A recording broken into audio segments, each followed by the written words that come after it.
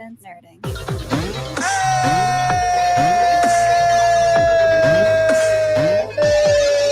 What's up, ladies and gentlemen? I know I'm just ruining your ears right now. It's okay. I don't need them anyway. Yeah, who needs ears? You're going to get them chopped off in your next movie anyways. Ladies and gentlemen, it is time. We are here. It's Thursday. It's time for the build. Yay! I like to say, Walton, that the fire department cleared the billing of the Anime Expo, not because of the fire, the lack of deodorant. You know what happened is they cleared the building because it was too close to the fireworks building in Esparto. I don't know if it's probably hasn't made the news over in Chicago, but there's I watched it. I watched it already. So you saw like the fucking building that exploded in Northern California. Hey, you know what better way to show off your fireworks than just have them all go off at the same time? Man, it's insane. And you know what sucks for people out here in Northern California is, at least for people who care about this kind of thing, because it's not a big deal for me, but I mean, like 90% of fireworks shows that were happening have been canceled because if you didn't hear about what that warehouse was, that's where all the cities store their fireworks. Well, you know, my smart town goes 4th of July is on a Friday. What we should do is have our fireworks display on Sunday night before people go to work at like 9 p.m. I'm like, okay, you guys are idiots. Man, it sucks. Like, you know, again, for people who care about that kind of thing, that are just like, you know, oh yeah, I really wanted to go to see this fireworks show extravaganza thing. Now, like, they're having a block party on my block, hence why we're not doing the buzzer tomorrow, but we're having a block party on my block tomorrow, and you know, we have our own fireworks, so we're just going to blow a bunch of shit up on our own. Remember, it is the American way. Remember, the personal games for tomorrow is don't lose any fingers. Right. But if you have to lose a finger, make sure to save only the middle one. That's the only one you really need. So when your hand is broken, you really just need that. Well, yeah, no, I can still pick things up like that. Exactly. It's the claw. So when I was a kid, I'm lucky I didn't blow my hand off, because when I was a kid, I went to El Salvador a lot when I was a kid, and that was mainly because my dad's family, his family owns a ranch, or they owned a ranch. And we would go down there and just, you know, see family. And there's like, you know, national holidays down there. And so actually, I think it was during Christmas. We went down and people are fucking bold in these countries, because what my stepbrother used to do was take the paper off the wick and light the wick off of the matchbox. Right. And just hold it for a second and toss it. Right. Now, let me back up a second. What he was blowing up, they were M80s. So he's blowing up a quarter stick of dynamite. Yes, essentially, right, and just tossing them, and we were just like blowing shit up, right? So me thinking like, shit, he can do it, I can do it, I'm fucking cool. Yeah. So I was doing it for a while, but I miscalculated one, and I lit the wick and went to throw it, and it blew up about right that far away from my hand. Didn't blow my hand off, but I did have some pretty gnarly burns on my palm because it blew up that far from my hand. Had it been something bigger, it probably would have blown my hand off. Yeah. Right. I mean, I only put M80s inside laundry detergent containers that had laundry detergent. Oh god, that's so fun to do. You know what we used to do? Kids, don't make homemade bombs, all right? Yeah, we would take M80s, bury them in the sand at like a park, right? So like, you know, go to like the kids parks and stuff, but do it at night when there's no kids there. So that way we're not like blowing up kids. And we would bury them in the sand and then light them and, like, you know, take off, and then you would see just sand. It just looked like a fucking like a shell explosion in a movie. Yeah. Or my dad. I remember my dad would take them, put them in a water bottle, right, and have like the waterproof wick, and then just drop them off the side of a pier and just watch the water jump up.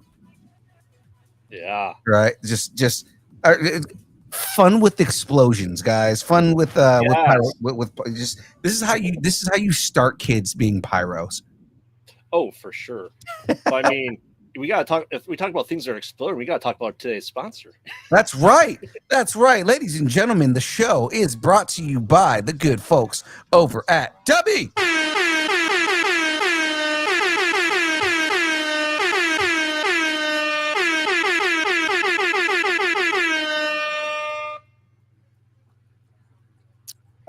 Are we done? Oh, okay. Okay, I think that's. Now we're done. All right. Okay. Damn World Cup. It's exactly what's happening. Guatemala got destroyed by the U.S. It's weird to fucking say out loud, but like, you want one of those? Meow. No, fireworks had no bearing on the delay. But yes, ladies and gentlemen, we are brought to you by the good folks over at Dubby. Dubby is a brand of energy drinks created to help focus concentration, reaction time with no jitters or crash. Dubby contains no maltodextrin, no sugars, no fillers, no artificial colors or dyes. Find out more about Dubby at www.dubby.gg. Use the code NERDING10, get 10% off your order. I was actually getting ready to buy a whole bunch of Dubby. There's a whole bunch of new flavors that have been out. Mm-hmm. And I hit the wrong button there. So the ones that I am considering buying, so then that way we have them, and I don't know if I'll have them in time for the next show that we're doing, but the stuff that's in my cart right now, Tiger's Blood. Oh, so it tastes like tastes like friend. Winning. It tastes like him. Tastes like his nutsack. Got it. Yeah, I drink Tiger Blood because I'm winning. But Tiger's Blood is it actually is the flavor that everybody kind of remembers, strawberry, watermelon, coconut. Okay. Oda Block's Restore Potion, only because it's free if I buy another tub right now, and it's described as Oda Block's super tart fruity candy flavor. Ooh. And for those of you who don't know who Oda Block is, it's okay. He's a streamer. Egress Strike from Solo Leveling, which I'm actually really excited about. The flavor, let me pull it up here. Pickle. No, it's a blue tropical punch, which sounds delicious to me. Which leaves us at Shadow Monarch, which is a blue raspberry grape. Ooh. Right. So I'm considering purchasing those, just so I have them for the next show. You should get Grandpa's denture water. That's one that I actually want to get. I was thinking about getting that. Actually, the one that I want is Japanese soda, but they're sold out. Oh. Yeah, I was so excited to get Japanese soda, and I'll double check right now. Yeah, still sold out. Because it's supposed to be ramen flavored. Oh, which sounds fucking delicious, right? It does. If only you can ship me some dime bags of some flavors. I know, right? And then the other one that's sold out right now is the Palm Blom, which is I think it's pomegranate blossom. So like cherry blossom with pomegranate, which actually sounds really good. Yeah. I definitely need to get some W at some point in time just to try it once. The one that kind of throws me off is, so they just came out with the campfire s'more flavor that you're supposed to mix with milk. Gross. S'mores? That actually doesn't sound that bad. I think, I mean, it is energy like in it, but I think the idea is it's supposed to be like quick. Oh, that's right. You don't like chocolate. No. That sounds absolutely disgusting. Right, because you don't like chocolate or marshmallows are fun. I like marshmallows. That's the only part of a s'more I eat is the marshmallows. You don't like graham crackers either? No. I'm interested in that. Just I wouldn't want to do that at a show because I'm not going to get milk just so that I can, have s'more flavors at a show. I mean, what you should do is get a s'more scented candle at the show with that, and have people smell the s'mores and then drink the s'more. Right, and that'll just get people to want to come over and be like, "Oh my god, it smells so good!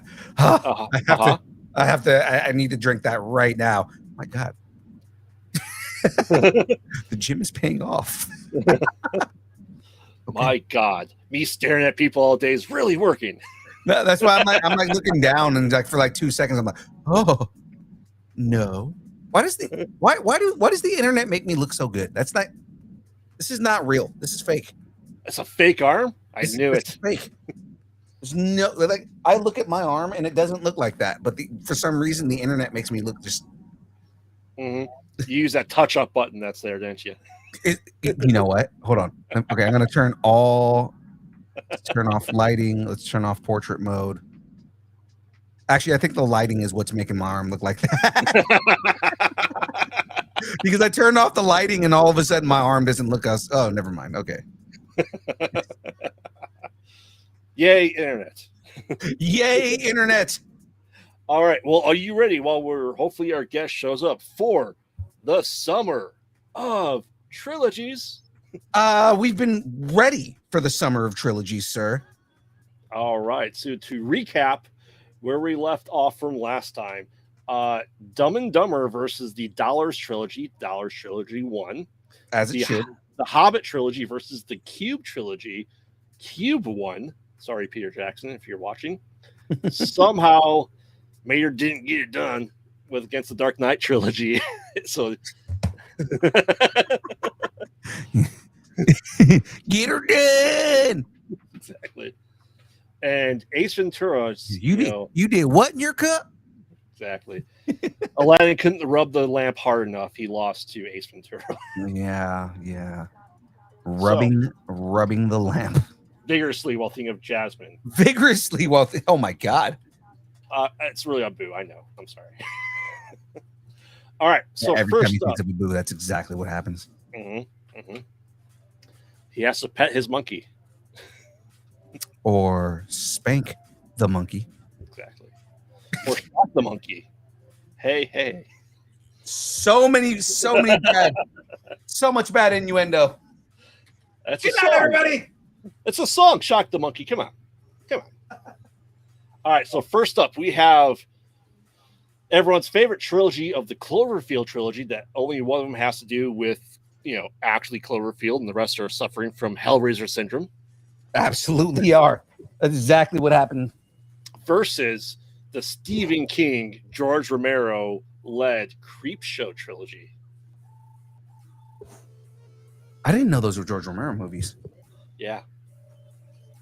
And Stephen King and all the horror greats of the 80s made the first two Creepshows. Like I knew Stephen King was involved. I did not realize that those were George Romero too. Got this meteor shit.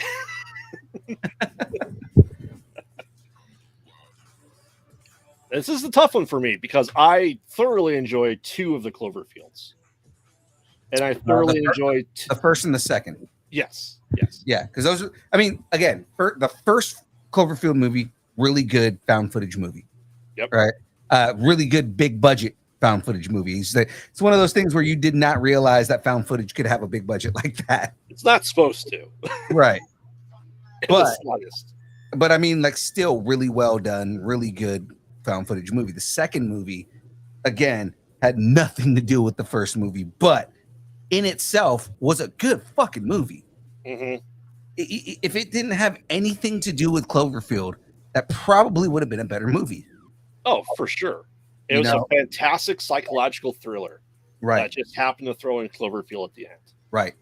And then the last one just kind of really was just thrown in there. It really, really was, which is sad. Hopefully the next one, because they're saying that they're revisiting the events of the first movie in in the next movie.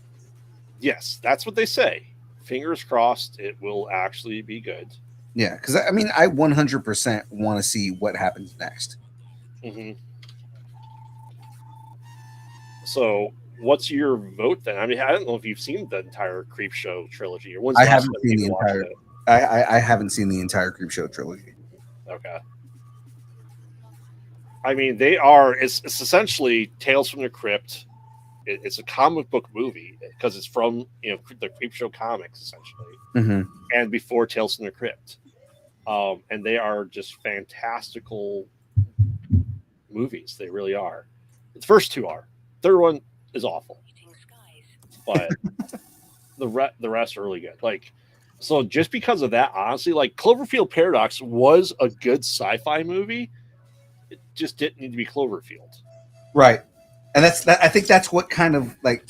I think that's what put Cloverfield Paradox down for me. Was Hmm. it was like it felt like it didn't have anything to do with Cloverfield. Right. And I mean, at the end, yeah, you kind of see like the invasion Hmm. happening. So like kind of it leads into the events of the first movie, but at the same time, it's like it like it felt shoehorned. Like it did not feel like that's what the intention was from the beginning. Oh, it definitely was not. Right. They flat out admitted that.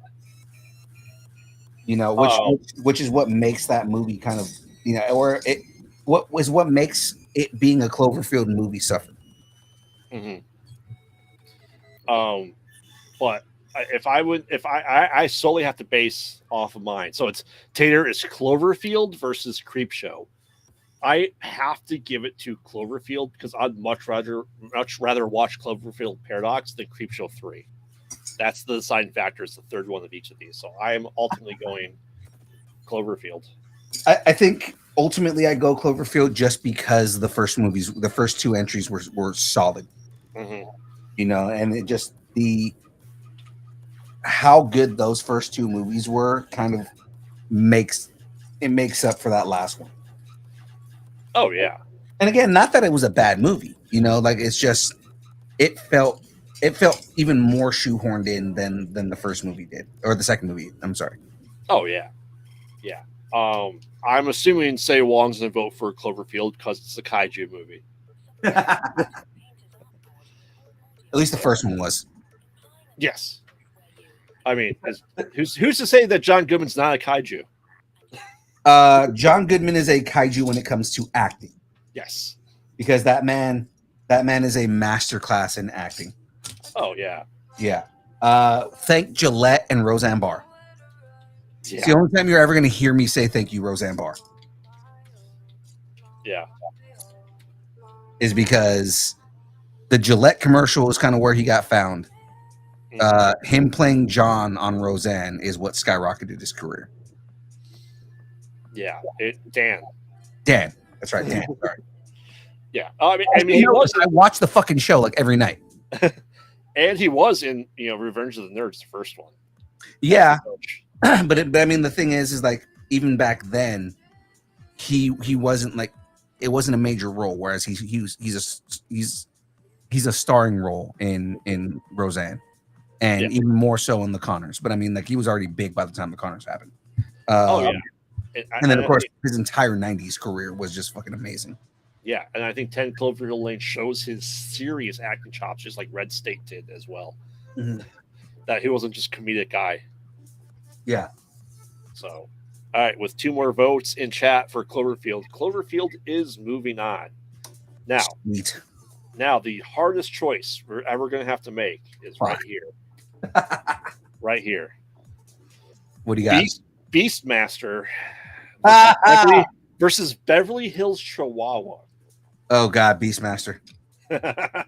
Beastmaster, because as cheesy as those fucking movies were, Hmm. I would if I were given the choice, do you want to watch Beastmaster or do you want to watch Beverly Hills Chihuahua? I will take fucking 80s nostalgia any day over fucking Beverly Hills Chihuahua, man. Those What? movies those movies are fucking absolutely terrible. And it Hmm. was just them trying to capitalize on the fucking Taco Bell Chihuahua. Yes, for sure.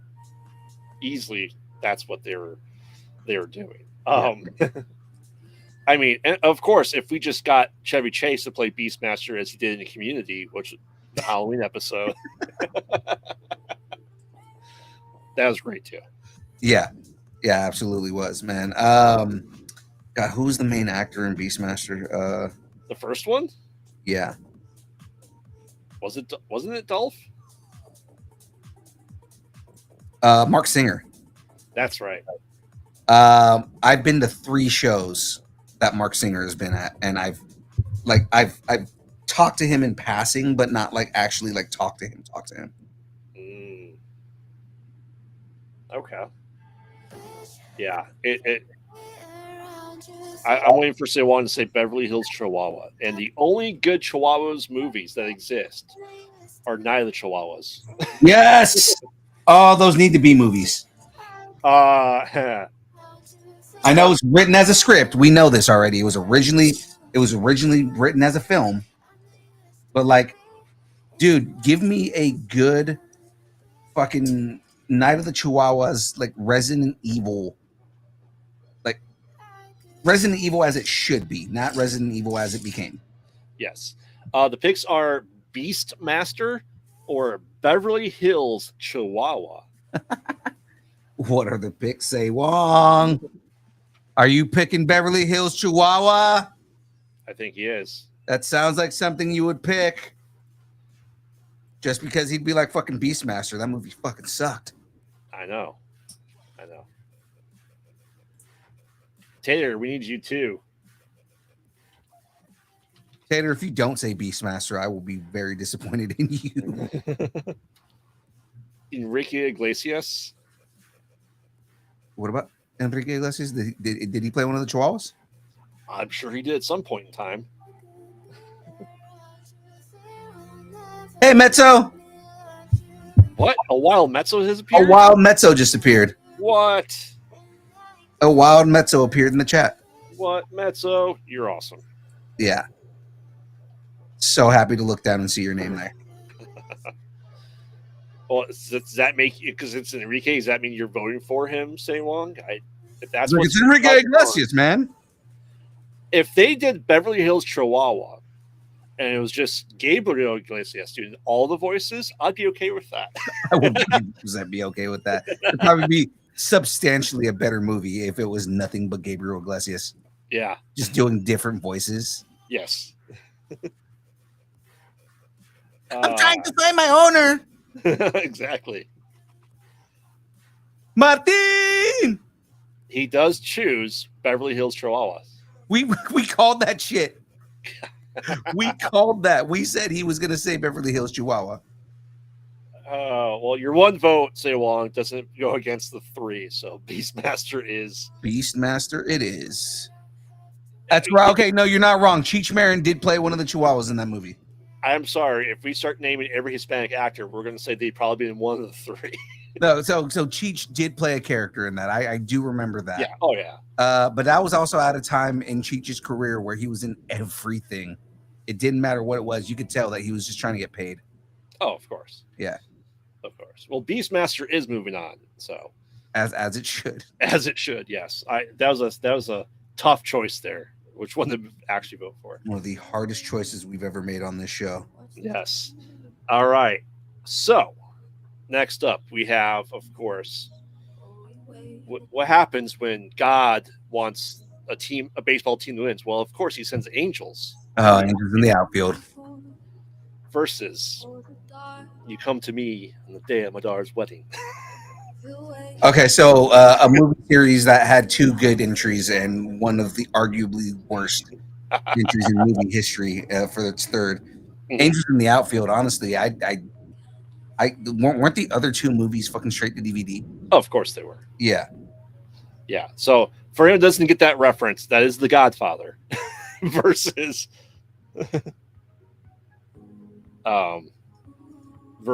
Angels in the Outfield. Yeah. So I mean, we have Christopher Lloyd in one of them. Even the first one. Exactly. Yeah. And Joseph Gordon-Levitt. Joseph Gordon-Levitt. That was one of his breakouts, wasn't it? Yeah. Yeah. Yeah. Okay.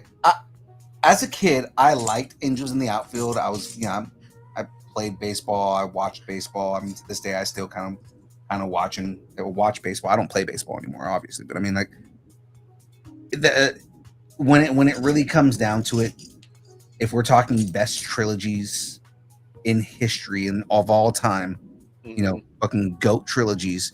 Again, the third movie, I give no credit to because the Godfather 3 was fucking terrible. But the first two movies were fucking great and were classics and are considered some of the best movies ever made. Oh, Chris Lloyd was in all three of the Angels sports series, apparently. Yes, I understand the second one's a football movie, so long. It's still a trilogy. Still a trilogy. What, Angels in the End Zone? Yeah. Weak. And then, Angels at the curling match. I don't know what the Angels at the curling match. Angels in Canada. Mm-hmm. Getting high on maple syrup. Angels in Canada. Yes, Christopher Lloyd, Tony Danza, and Danny Glover. That is true. But we're looking at the entire trilogy, not just the first movie, say one.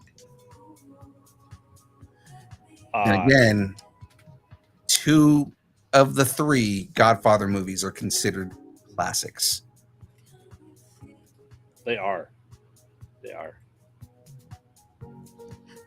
Like, consistently on every list, when you look at best movies ever made, mm-hmm. At least the first Godfather is usually on all those lists. Oh, yeah. Angels in the Outfield, really not. No.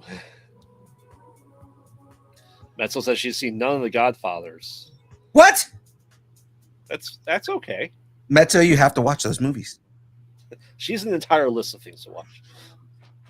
So, all right. So we have 2 votes for Godfather. I'm saying Godfather as well. Mezzo, what are you going with? No way. You come to me on the day of my daughter's wedding, asking me for a favor.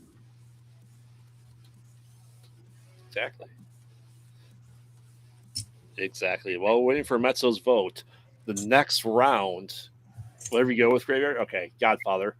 All right, another hard one here. Another hard one here. Martin Lawrence as a fat black woman in Big Mama's House. Oh God, the third one is so bad, it's so cringy. Because the third one's the one with the son, right? Yeah. So bad. Again, we knew Martin Lawrence needed money for that because it was just kind of like you came back to Big Mama's House, but like the focus was that your son was playing another like Big Mama-esque. It's so bad. The movie was so terrible. Yeah. So Big Mama versus everyone's favorite, just kung fu kicking ass women talking to an intercom on the desk. Charlie's Angels. Oh man. Okay. The first 2 were actually good. Full Throttle was decent. Yes, I do enjoyed watching it with no sound on. You're not wrong.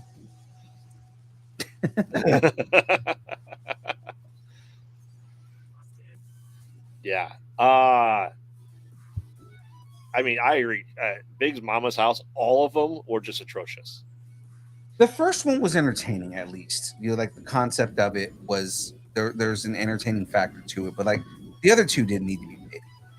You would almost see the character of Big Mama as a character he played on his show, Martin. Yeah, no, 100%. That was or as a character you would see it in Living Color. Yeah, but he was never on in Living Color. No, I'm saying it's just that's a character that you would see on a Living Color. Yeah, that's something that the Wayans brothers would have come up with. Oh, easily. Yeah. The first 2 are okay. Yeah, it's Charles. Are you going Charlie's Angels or Big Mama's House? Oh, I'm going Charlie's Angels. I mean, again, if I make a comparison to any other movie, the first 2 Charlie's Angels movies were good. Mm-hmm. The third one was just kind of, faded off into obscurity. Like, fucking didn't really care for the third one. Correct.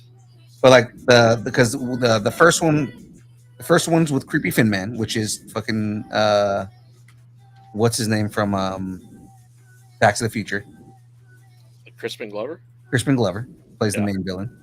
The yeah. second one was Demi Moore, hmm right? And then the third one was like forgettable. It was made, I guess. Right. The third one is the one where like they just for some reason decided to recast Bosley, but at the same time, like Bill was still in it, so it's just kind of like they did this like whole weird, you know, Bosley is not an actual person, Bosley is an entity thing with that movie. hmm It was just like that's that's fucking dumb. Why did you do that? Yeah. All right. So surprisingly, Charles Angels moves on. Next up, we have You're surprised by that? no, not at all. No. Uh, Lieutenant Frank Drebin and O.J. Simpson, Police Squad. Yes. Yes. Oh God. I'm sorry. Before you even say the name of this, I know what it is. God, I want to know what it's going up against. Huh. Well, one ring to rule them all. Oh fuck, really? Yeah. I was almost gonna say nothing is gonna deter me from fucking from Naked Gun, but it's Lord of the Rings, man. And it is the best version of Lord of the Rings. So Lord of the Rings. Despite what friend of the show says, they are great movies. What, the Lord of the Rings movies? Yeah. What friend of the show hates Lord of the Rings? Aubrey. Oh, really? Yeah. Yeah. I am looking forward to this sequel. I want to see what they do with it. Because, like I said, I think Liam Neeson has that gritty ways to do it, just like Leslie Nielsen was a serious actor before Naked Gun and Airplane. You know where I know that Liam Neeson is going to do a great job with this hmm is Good Cop Bad Cop in the Lego movie, Yes. because the way he plays that character, uh, it just it tells me he has all of the comedic chops. Oh yeah. And that's the thing. Like Leslie Nielsen plays, he is the straight man in the movie. Yeah, You know what I mean?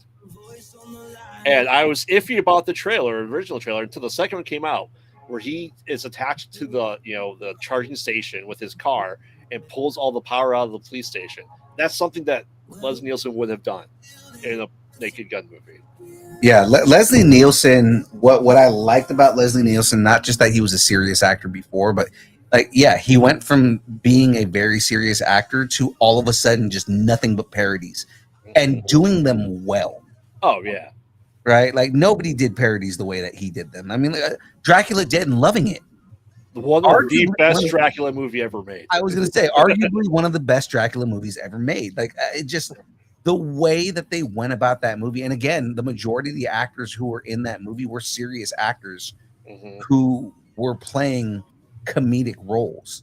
Dude, Yeah. Renfield was so good in that. Yes, he was. Yeah, I don't know why I'm doing this and just eating more bugs. you shaved a bug. No, I did not. No, I I did just not. did. It's still wiggling in your leg. Poor thing's trying. There's Yeah. not. Yeah. That all being said, Lord of the Rings. Yeah, again, I love the Naked Gun movies. I love Leslie Nielsen as a character actor and just the way he took comedies. But in the end, Lord of the Rings is one of those movies that I kind of mentioned earlier is arguably one of the best movies ever made. It is on that same level as Godfather. And the thing is they were consistent for all three movies. They were. You know, as much as we made the arguments against The Hobbit was just it was Warner Brothers trying to capitalize on the momentum that Lord of the Rings had already had, which I think is what they're doing with these new movies too. They're just trying to rebuild that momentum. The thing is the first three movies were a labor of love. Yes. because he absolutely loved that book, Hmm. and wanted to do a screen or book accurate screen portrayal. And Yeah. he mostly got it. There were a couple things that he didn't do in there, but I mean, for the most part, he got the majority of everything in there. The things that he didn't put in the movie were more nitpicky than anything. Yeah. Like the people who complain about, like, oh, well, they didn't have this and they didn't have that. Well, I mean, that those are nitpicky things, Yeah. because overall, he got the entire story beat down. Hmm. Yeah. Yeah, Metzo, what we do, I just made a list of trilogies and then I randomly shuffle it, so that's just how they get picked up in it, honestly. Yeah. So that's just kind of how it happens. I would say Naked Gun versus Hot Shots, but there hasn't been three Hot Shots as of yet. They're talking about doing a third one now. They are. Yep. Oh yeah, especially with Top Gun Maverick out. Absolutely. Yeah. Yeah. Gives them a reason to do another parody. Oh yeah.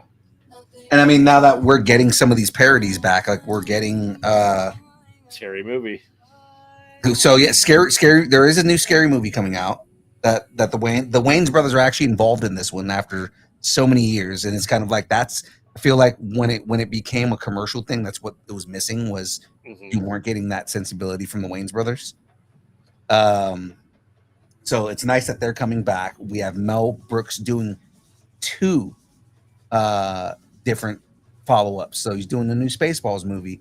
He also just announced that they are doing a follow-up to Young Frankenstein. Prequel, Younger Frankenstein. Younger Frankenstein. All Yes. right.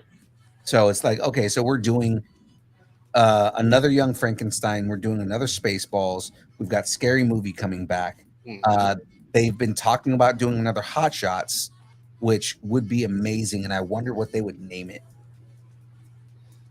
Uh, Hot Shots Menage a Trois. maybe, maybe.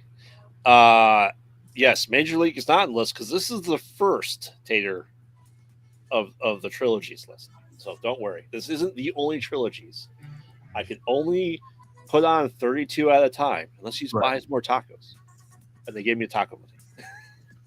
All right, next up we have arguably everyone's favorite British trilogy with Simon Pegg and Nick Frost, the Prunello trilogy, versus someone that just wants to shag all day and loses mojo but gets it back, Austin Powers.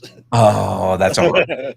Okay, so the Cornello trilogy is Shaun of the Dead, Hot Hot Shot Fuzz, or Hot Fuzz. I was gonna say Hot Shots, Hot Fuzz, End of the and World. End of the World, which is the one where they're trying to go to every bar before the end of the world, right? Yep.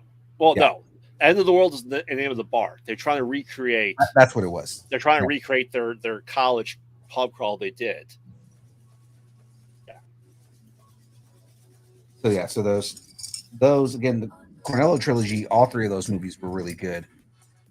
Yeah. Austin Powers. First two were great. But see, the thing, my only thing with those movies is I get mixed up with what happens in each of those movies, and I think part of it is just because it's all pretty much Austin versus Doctor Evil in every movie. Except the third one has a Dutch guy in it. You know. Okay, I didn't hate him. I didn't hate him. Mainly because some of the jokes that they had were really good with all that, right? You know, the Austin Powers Faja. His what? His Farger? His Faja. Oh, his father. Yes, I'm Dutch. Yes, the third film is the alien film. Say Wong. That's the End of the World. Yeah. So Or he says, yes, I'm Deutsch. yes, tight like a tiger. And then his fucking dad coming up. Easy peasy lemon squeezy.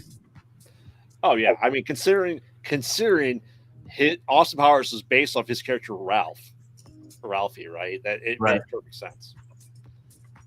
So yeah, all right. So we have one vote for Austin Powers, one vote for Cornello.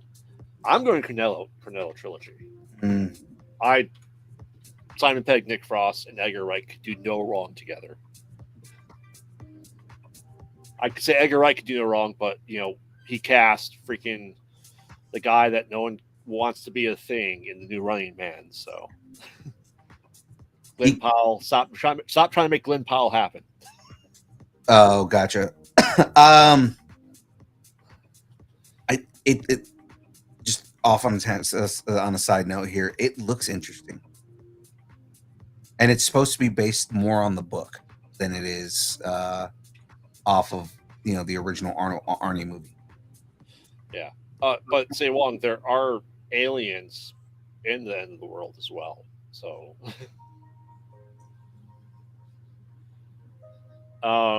so yeah. So Phil, what's your vote? And Sandra, I know you're a little bit late, but Austin Powers versus the Cornello trilogy by Edgar Wright, Nick Frost, and Simon Pegg. I'm on the fence because I thoroughly enjoyed both of those trilogies.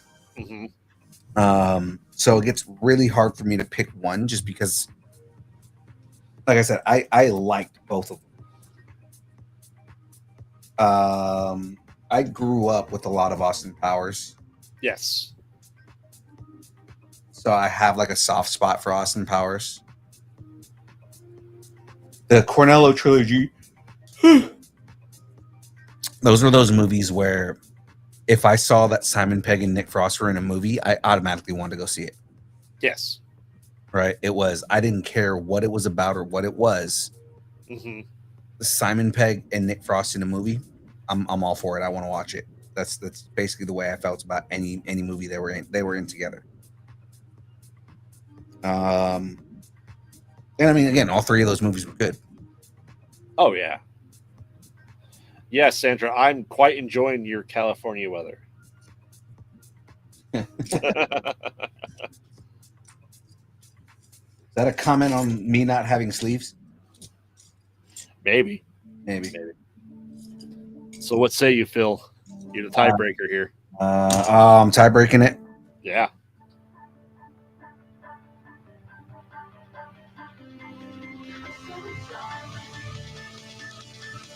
I'm just trying to think like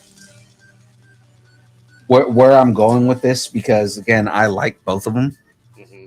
Where I'm going with this, like what's going to help me choose right now is if somebody put both sets of movies in front of me and said, "We're going to watch all of these movies tonight," which one would I be more excited to see? Metzo, no, we're not. This is only trilogies we're doing on this. These are only movies that have only series that have 3 movies in them. I think. God, this is a hard pick because, like I said, I like them both. Got you, Say Wong. You wrote Austin Powers. So, if okay, if someone walked in the house right now and said we are watching either all 3 Cornetto movies or we're watching all 3 Austin Powers movies, mm-hmm. I think I go Cornetto, man. And I think it's just because I absolutely love Austin Powers, but I think it's more because the first movie was so strong that I forgave the things that I didn't like about the other 2.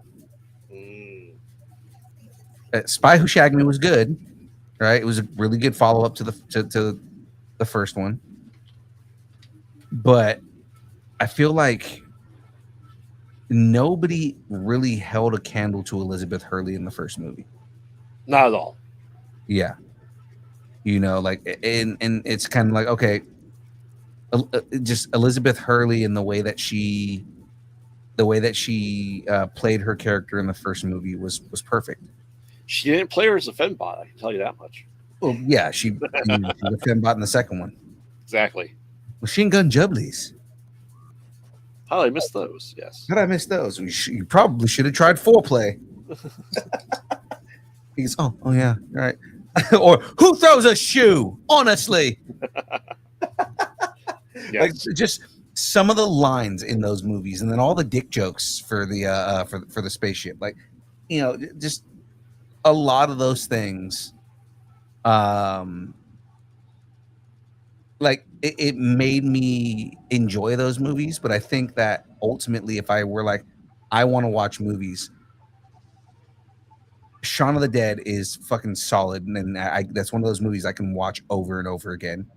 it is a movie I watch over and over Yeah, again. Hot Fuzz is another one of those movies. It was of the three movies that they made, that was the only one I had on DVD. And again, I watched that movie over and over again. And to this day, with out of context, like, I think I did it yesterday, right? Jackie said something, and I was like, "Narp." Oh, I just as something someone goes, or someone around me goes, it's for the greater good. You go, the greater good. The greater good. That's another one that I do, right? Like, just every now and then, somebody will say greater good, and I'll be like, greater good. Exactly. And my favorite thing is when, like, people don't know what it is, so they're just like, what are you doing? Right? Or like I said, narp and yarp, right? Yarp, narp, right? Oh, the hound. That's right. That's right. I forgot he played him. But then so Hot Fuzz is another movie, and then End of the World was one of those movies at the time I put on repeat and watched it a couple times. But, like, Mhm. again, Not the not as strongest one. solid. I was gonna say not as solid as the first two, but those first two movies were just flawless. Hmm. So I think that's why I go with the Cornetto trilogy. Yeah, that is moving on. All right, so we're at the two trilogies. I bet you no one's ever seen.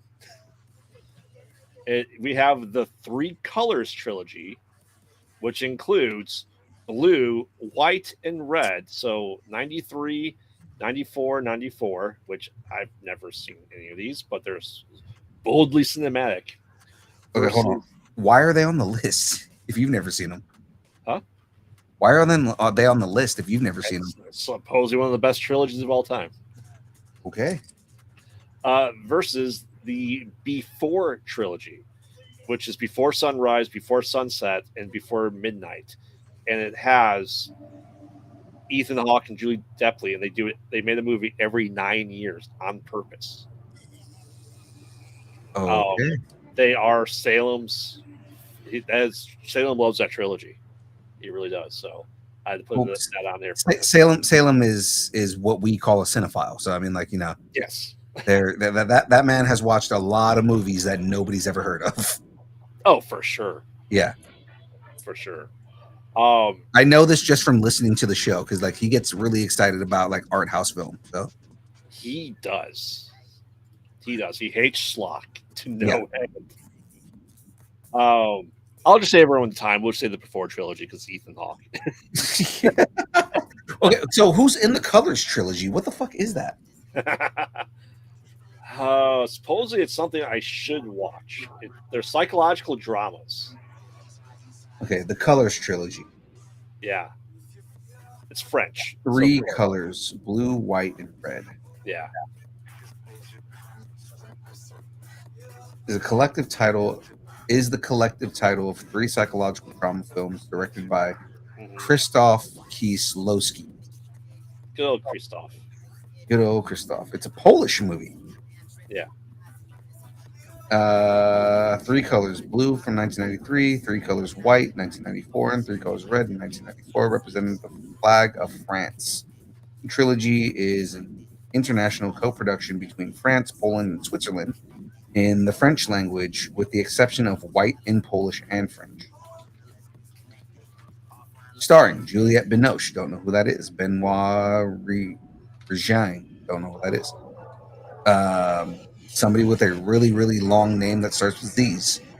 Julie Delpy, Mm-hmm. Irene Jacob, Jean Louis Trinton Jung. Oh yeah, him. I love him. Fucking Frenchman, man. All three, all three installments were co-written by Kieslowski and Krzysztof Heisewicz Hmm. with story consults Agnestica Holland and Slaw. I guess that's not an L, but Slawomir Idziak. I love his second film more than his first, quite honestly. Produced by Marin Karmitz and composed by Zbigniew Priesner. I'm usually good at pronouncing names. I can't pronounce any of these. They're all just fucking random Just letters. call him Steve. Yeah. By Steve Stevenson. Hmm. All three films garnered widespread acclaim from reviews, with Red receiving nominations Yeah. for Best Director, Best Original Screenplay, Best Cinematography at the Academy Awards. Yeah. We're saying the before trilogy's moving on, Tater, so don't worry about those two. So, In case anyone's watching this in the future and listen to this and go, Graveyard, you didn't include the best trilogies of all time. They're on here for you. Don't worry. If you all right. cinephiles, well, us nerds. So I'm gonna read this out for everybody as well, since I just did it for all the other movies right here. So Before trilogy consists of 3 American romance films directed by Richard Linklater and Mhm. starring Ethan Hawke and Julie Delpy. Julie Delpy is also in this. So this French lady was in both of these trilogies. Yeah.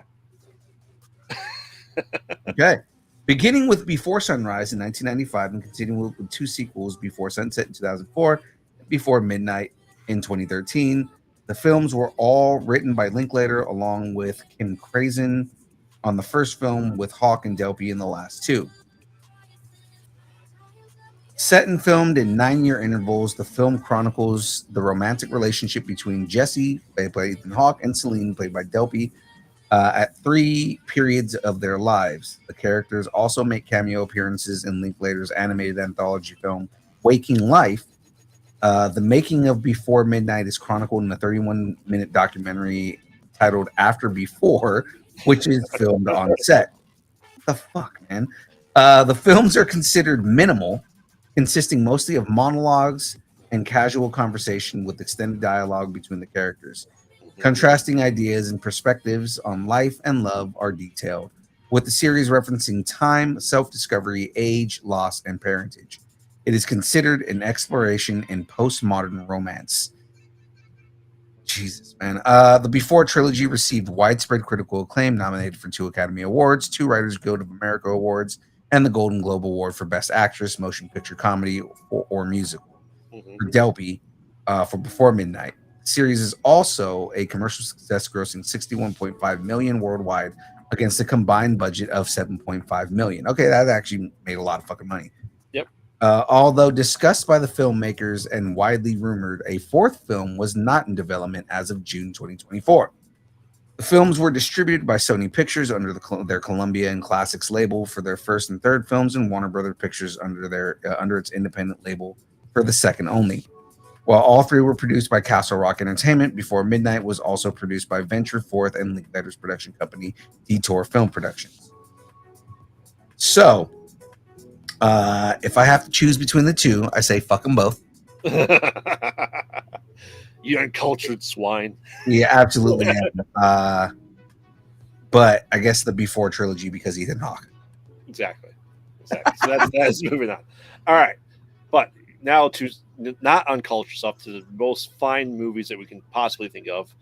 We have Basket Case, the inspiration for the song by Green Day. Is it? No. I was gonna say that would actually be fucking dope.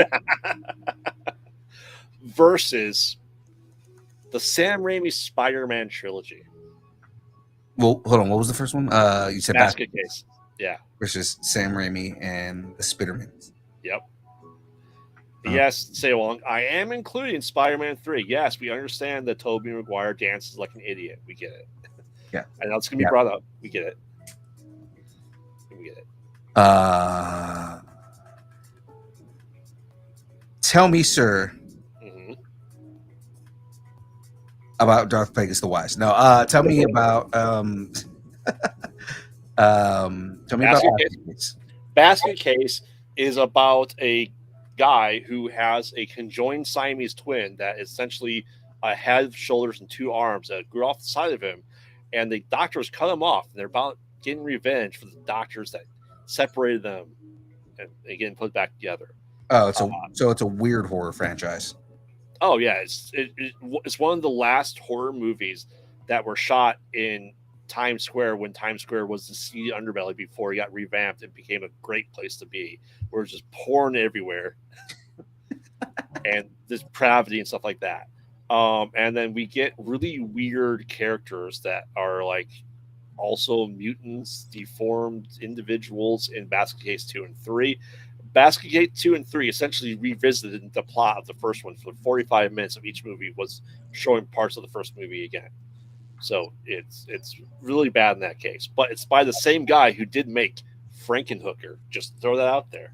Oh God. Okay. And of course, Spider-Man by Sam Raimi, arguably the best superhero trilogy of all time. I will argue. Okay, so the first one was good. The second one was probably one of the best superhero movies ever made. Yep. And nothing against Toby, because Toby's decent and whatnot, but that was all Alfred Molina for me. Yeah. Alfred Molina's performance in that movie was fucking.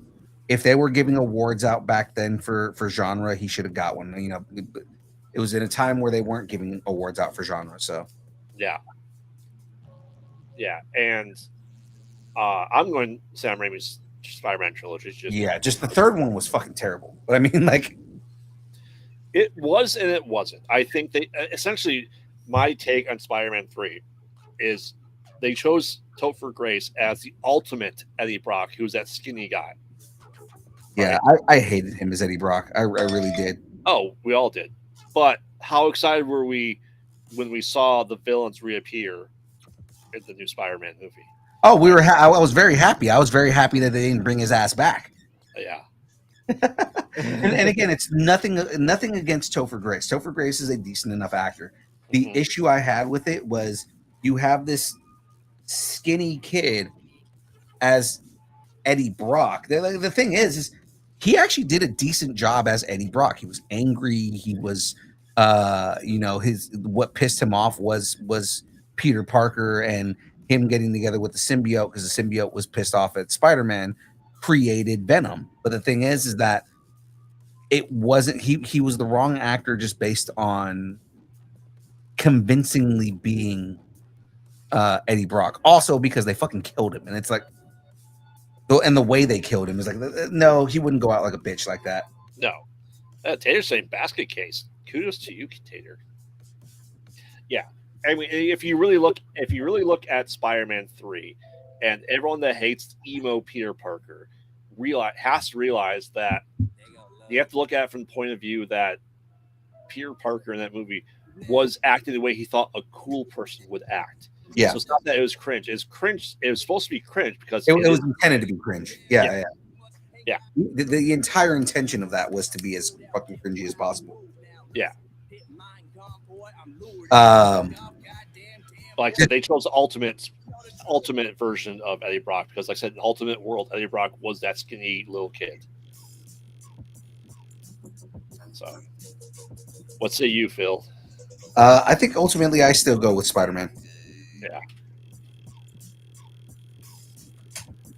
Because like the concept of Basket Case is cool and whatnot, but I prefer the Spider-Man. Oh man, some Street Fighter's going on. Yeah, that's my ringtone. Give me a second. I'll be right back, guys. All right.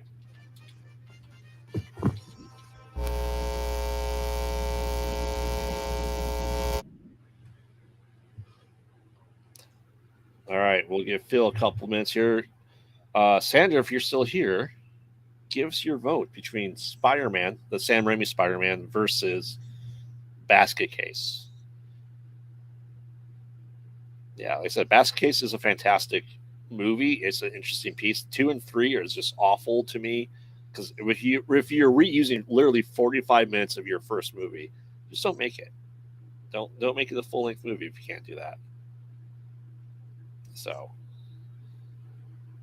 all right. Sorry, I'm just checking on the smoker. I have some pork butt in the smoker right now. But while we're waiting for that, This is your chance to check the mail. Yeah, do it. Do it. All right, but like I said, Spider-Man trilogy is moving forward.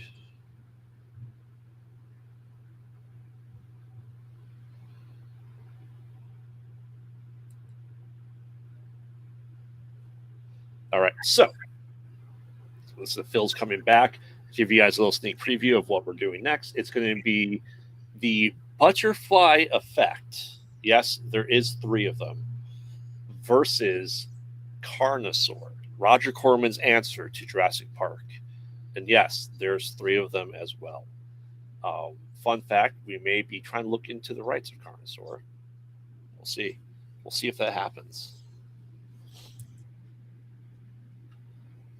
But yeah, I said the first butterfly effect is absolutely solid. I think Ashton Kutcher does a fantastic job in it, hands down. But let me know your thoughts on that, chat, while waiting for Phil to get back. I'm excited. I'm excited. But yeah, ultimately, yeah, Taylor, this is a hard one for me. This is a hard one. I I love the aspect of butterfly effect with him going back into his past consciousness, which a lot of people say is how you time travel, for sure. But now that Phil is about back, I am back. So Jackie had to call me for a second, and I just had to make sure I answered oh no on worries.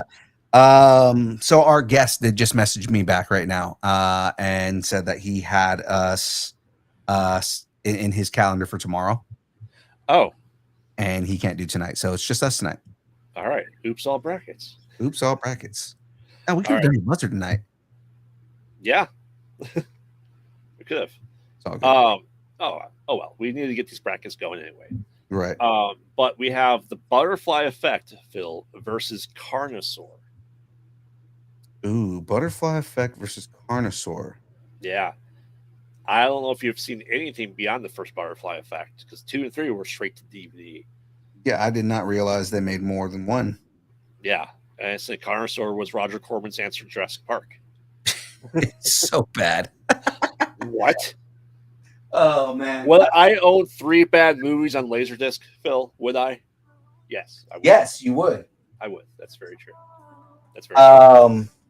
So I've got a funny story about Carnosaur. When I was a kid, I did not understand the concept uh of movies having to wait to come out on like for home. Like, they're when I saw Jurassic Park in theaters with my dad, and loved that movie so much that I asked my mom to go get it at Blockbuster for me. Mm. And my mom, not knowing shit about Jurassic Park or anything like that, just went to Blockbuster and told them, "Hey, I need the dinosaur movie for my kid. He really wants this dinosaur movie." So they gave her Carnosaur, Hell yeah. and I remember popping it in and watching that movie as a kid, and being like, "Well, this isn't Jurassic Park. This is a lot more violent.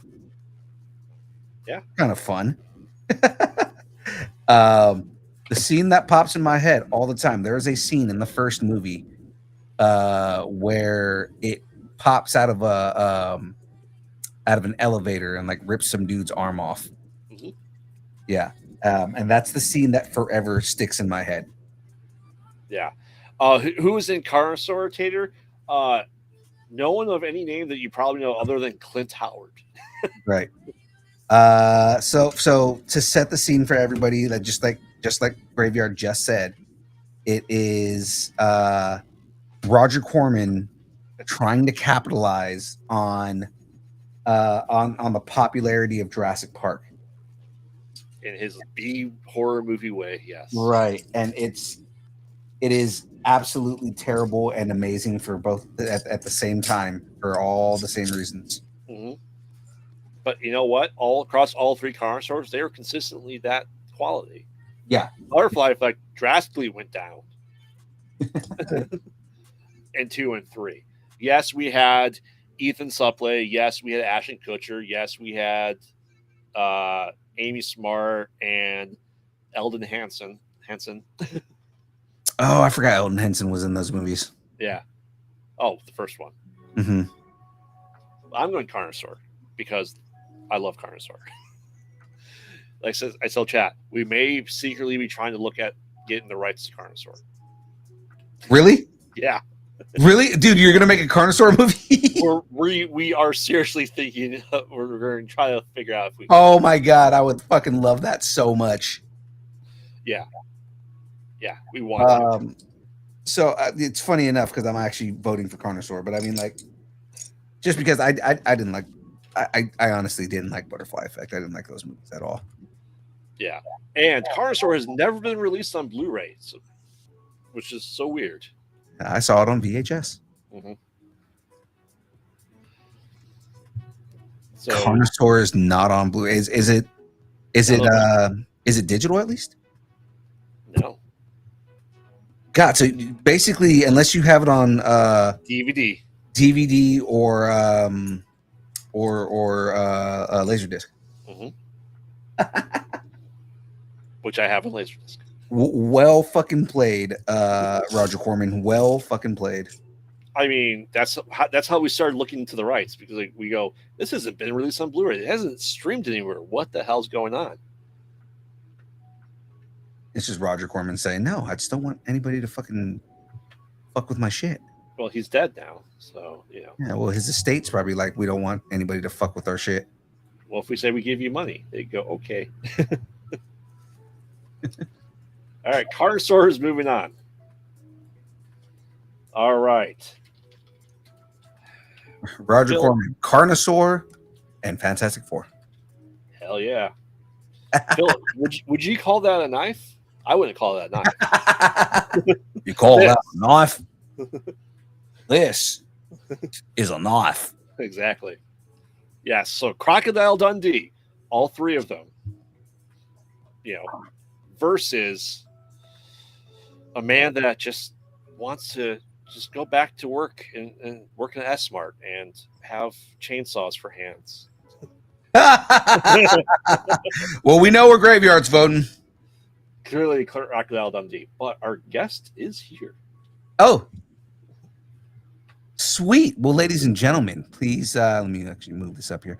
Please welcome to the show a very talented illustrator and writer and just comic book creator in general. Ladies and gentlemen, please put your hands together for Kane Gallagher. Run. He's got to hit the button. It's too far away from him. How's it going? Yeah, good, thanks. Sorry, man. I had this show in my calendar for tomorrow. So I just realized last minute it was set for today. It's been a hectic schedule for me because I hired a guy in the US to set my schedule for me, and he's done everything in American time. So I have to translate it to Australian time, which is 12 hours ahead. And sometimes it gets complicated. No, I can imagine, man, because yeah, we're literally like in not just different time zones, but like, you know, we're on different days. Yeah, exactly. Yeah. So what day and time is it where you are? It is July 3rd. Okay. Currently 7:12 at night, so 19:12. Oh, right. Okay. Yeah. It's 12 past 10 in the morning on the 4th here. Yeah. Yeah, it's 9:12 at night for me. So I'm in Chicago. So I'm even farther away from you. Yeah, right. Yeah. Yeah. Well, if you're in the future, I gotta know what are winning lotto ticket numbers. Well, American lotto ticket numbers. He's in Australia, man. Yeah. He's in the future. He can look it up. You might have to come to Australia, collect it. Oh, okay. He's got other things to deal with, man. He's got bogans to deal with. Okay, and drop bears. Yeah, bro. You got to watch out for the drop bears. Yeah, drop bears are a problem. If audience guys, if you don't know what a drop bear is, don't look it up. It's scary as shit. You got to slap Bears some just- It's 100% on real. the back of your neck. Right. It's 100% real. Yeah. Bears just fall from the sky in Australia. I know. They fall from trees. Yeah, they fall from trees. Yeah. Remember, everything in Straya is trying to kill you. So You're not careful, yeah. All right. notice Kane. I said Straya, so it's like, depending on the part you're in, right? Yeah, true. Yeah, I don't know if you can tell. I've got a bunch of buddies who are Aussie, so I know all these jokes. Oh, right. Okay, cool. What are you working on there, man? I am building Thor's hammer. Oh, awesome. What is it, Lego or something? Yeah, Lego.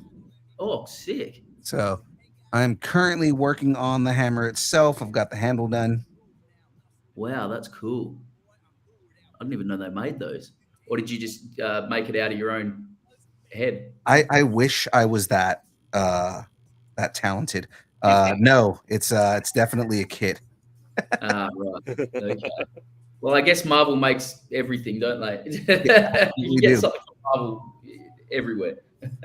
Except good multiverse movies. Yeah, true.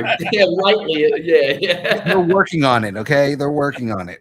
Maybe the last ones will be good. Yes. Yeah, we're hoping. We're holding out for those last ones. Yeah.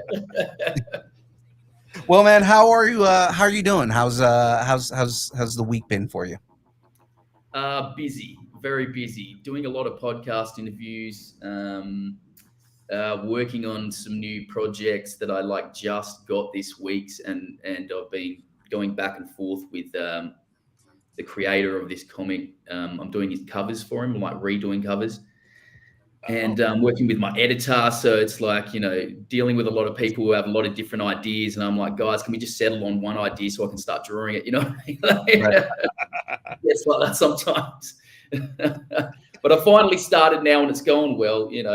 I've started the line work, and it's looking pretty good. So nice. So let's jump into this whole thing. So we're gonna kind of learn more a little bit about you before we jump into your work and everything you do. So I'm gonna ask you this question. We have a segment on our show called Growing Up Geeky. What did you geek out on when you were a kid? Oh, geez. Well, the first thing I really became a nerd about was probably Transformers. Yes. Yeah, Original or Beast Wars? No, the original. Okay. I was born a long time ago. Yeah, we were all born a long time ago in the galaxy far, far away. So yeah, I mean, I used to see the cartoons on early Saturday morning TV and stuff, and I thought they were cool and all that, but I never really got into them until I saw the animated movie. Yes. And I was like, this is awesome. I did the soundtrack, the voice acting, the action scenes, everything. I was like, I didn't know that you can make animation like this. It's insane. Right. We've quoted that movie multiple times on the show. We have also we've played the music on the show. I think I've done Unicron quotes multiple times on the show. Oh, so. Yeah, that soundtrack was a beast, man. So good, man. You're just not expecting this crazy hardcore, synth rock to just come out as hard as it did. Yeah, it's almost straight out the gate with the title. It's boom, boom, boom, and then it goes into the O, and I was like, oh my god, this is so cool. We also weren't expecting, Optimus Prime to die either. Yeah, I didn't see that one. But it did make me a fan of hot rods. So yeah. I mean, there was a lot of deaths in that movie because Megatron dies and becomes Galvatron in that movie too. So it's and in one scene when the Decepticons come in the ship and they just start shooting people and they just die like that, and you're like, oh, well, I guess that character's gone for good now. It was intense. It was one of those things where you were not expecting, as a kid and as a fan of Transformers, you were not expecting for it to be as hardcore as it was. No, definitely not. Yeah. How else are you supposed to bring Wave 2 in? If you kill off Wave 1, they have more merchandise opportunities. Exactly. That's true. You got to keep the factory going. Yeah, more and more. Yeah, the whole idea is to sell more toys, right? So it's like, oh well, we need to sell more Yeah. and more toys. So kill everybody. Yeah. They're running a business. Yeah, I get it. So what else did you nerd out on, really? Well, when I first got into comics, the first comic I ever read was Wolverine number 100. And so that was the first comic I ever bought. Mhm. And from there, it just got me into the whole X-Men universe. And then I started watching, the animated series and stuff. And yeah, I was always a Marvel guy when I was a kid. I just loved everything Marvel. Spider-Man, the Iron Man one as well, Fantastic Four. Mhm. It's such a rich universe, and they would write characters so well and their backstories and stuff. So I never really got into DC stuff so much. It wasn't as big over here.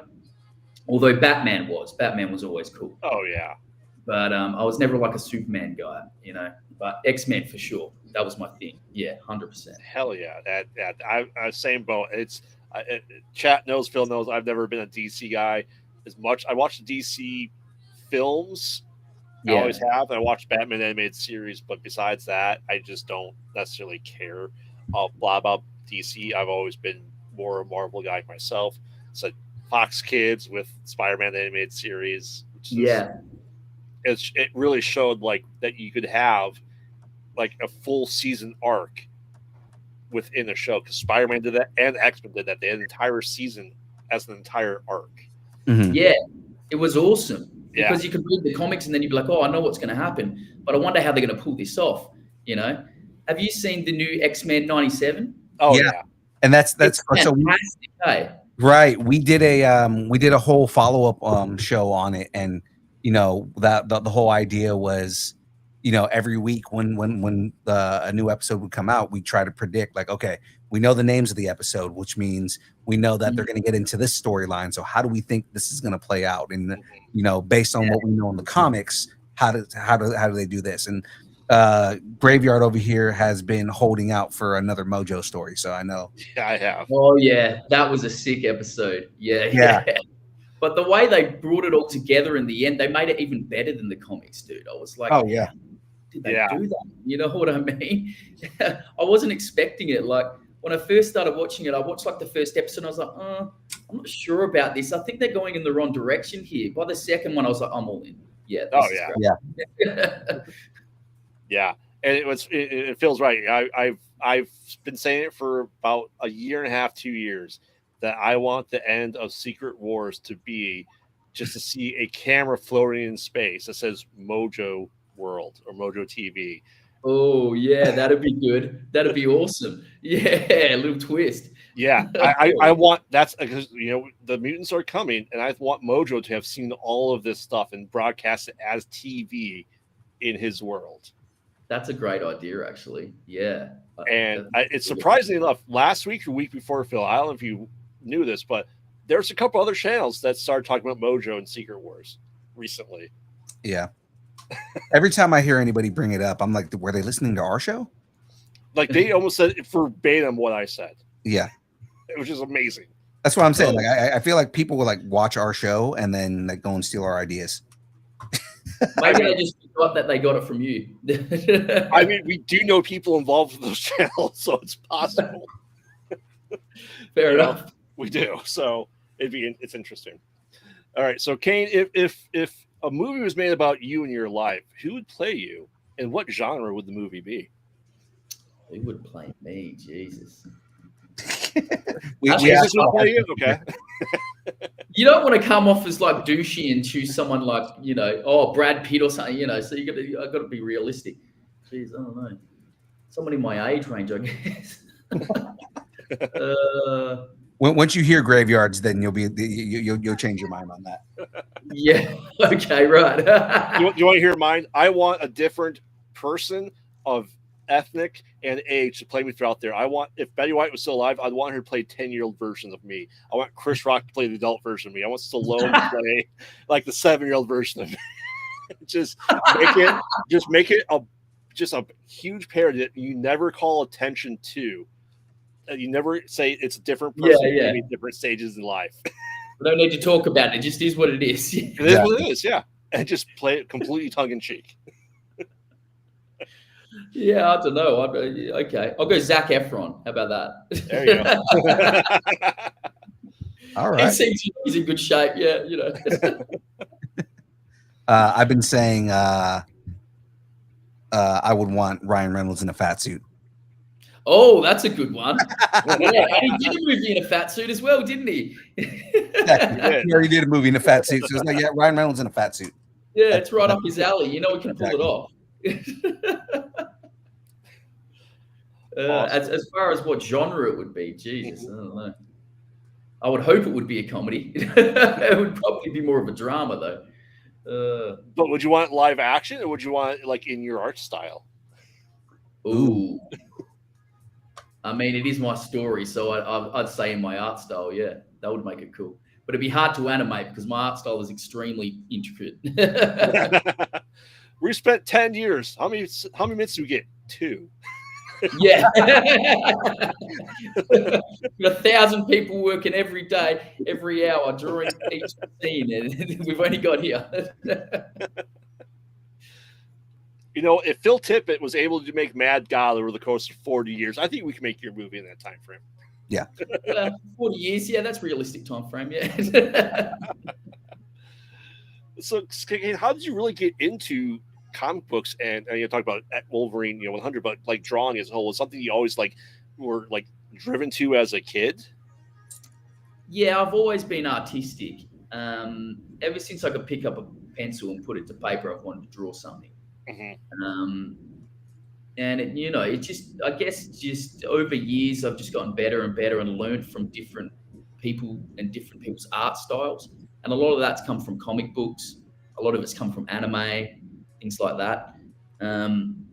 But yeah, as far as like developing, I think, yeah, a lot of it is just self-taught, it's just practice. And if you're dedicated enough and you really, are art-minded, you will just keep doing it because you have a passion for it, and you enjoy it. Right. But I think, my artistic sensibilities, maybe it runs in my family a little bit.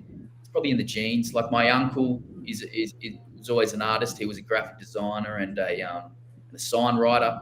And he used to make big signs of like Simpsons characters for me for my birthday. And my mum was always a good artist and she would teach me things here and there. So, yeah, I think, it's a little bit, it comes from a few different places. Yeah. Yeah. I mean, your art style is definitely detailed to say the least. Right. Yeah. Definitely would agree with that it is very detailed. Yeah. I mean, so was that always your goal with your artwork and with your comics and even your coloring book, was to have it that much detail, or is that just kind of like a work in progress that you want to just eventually evolved into as your own style? Yeah, I mean, it wasn't something I planned on. It did evolve that way though. Mm-hmm. And it was, I didn't even know, obviously you can see I'm heavily influenced by artists like Jeff Darrow. Mm-hmm. Now I didn't know who Jeff Darrow was until I was in like my 20s. Okay. I had no idea. So my art style before that was pretty different. You could still tell I was putting a lot of detail into the panels, but I didn't realize how much you could really fill a panel up until I saw like Hard Boiled. I was like, okay, this takes it to 11, and I was sitting on like 8, But I would say it used to be a little bit more traditional comic booky style with a little bit of anime influence in there. And then just through studying Jeff Darrow's work and this other guy called Juan Jose Rep and a little bit of Mobius, Mm-hmm. I would just study their work, study how they build panels, study how they do backgrounds and the little details. And I just keep pushing each piece until I think I can't put any more in there, like I'm just not satisfied until every corner of the page is covered. Right. That you see every crease in the skin and the clothing. Yeah. Every hole in a wall, every crack in a wall, bit of a pavement, Yeah, I like that though, because I like the attention to detail. Like that's something that I appreciate, and in anybody's art style is when you have those small little details that are in the pic or in the art piece. I have like a great appreciation for that kind of thing. Yeah, me too. And I think, the details make the story too. Every little part of an image is contributing to the picture as a whole, Right. and it's so much more fulfilling because you can go back and look at those images over and over and still see something that you never saw before. Right. Oh, I never noticed that little thing before. That it makes it even better. Wow. And I just love that sort of thing. Yeah. Yeah. And I definitely see the anime influence, and I think even some, especially in your extreme art that you had, very cyberpunk. Yes. Oh, yeah. Yeah. Definitely see a lot of cyberpunk influence, man. Like hold on, I gotta pull it up. What was the other yeah. His hold on, I had it there too. But yeah, I mean, I literally had it in front of me like 10 seconds ago. Yeah. But I mean, do you consider yourself a big fan of cyberpunk, and kind of that drawing inspiration for a lot of your robotic pieces? Definitely, 100%. All of that stuff came from watching anime, from the 80s and the 90s. And I think that was the best era for anime. It was just drawn so well and it was so violent. It wasn't for kids. I was a kid when I was watching it, but I shouldn't have been, which made it even cooler. I did the same thing, man. Maximum Volume. Very cyberpunk influence. Yeah, I got a copy right here. Ooh. Hardcover, mate. Really? Oof. Yeah.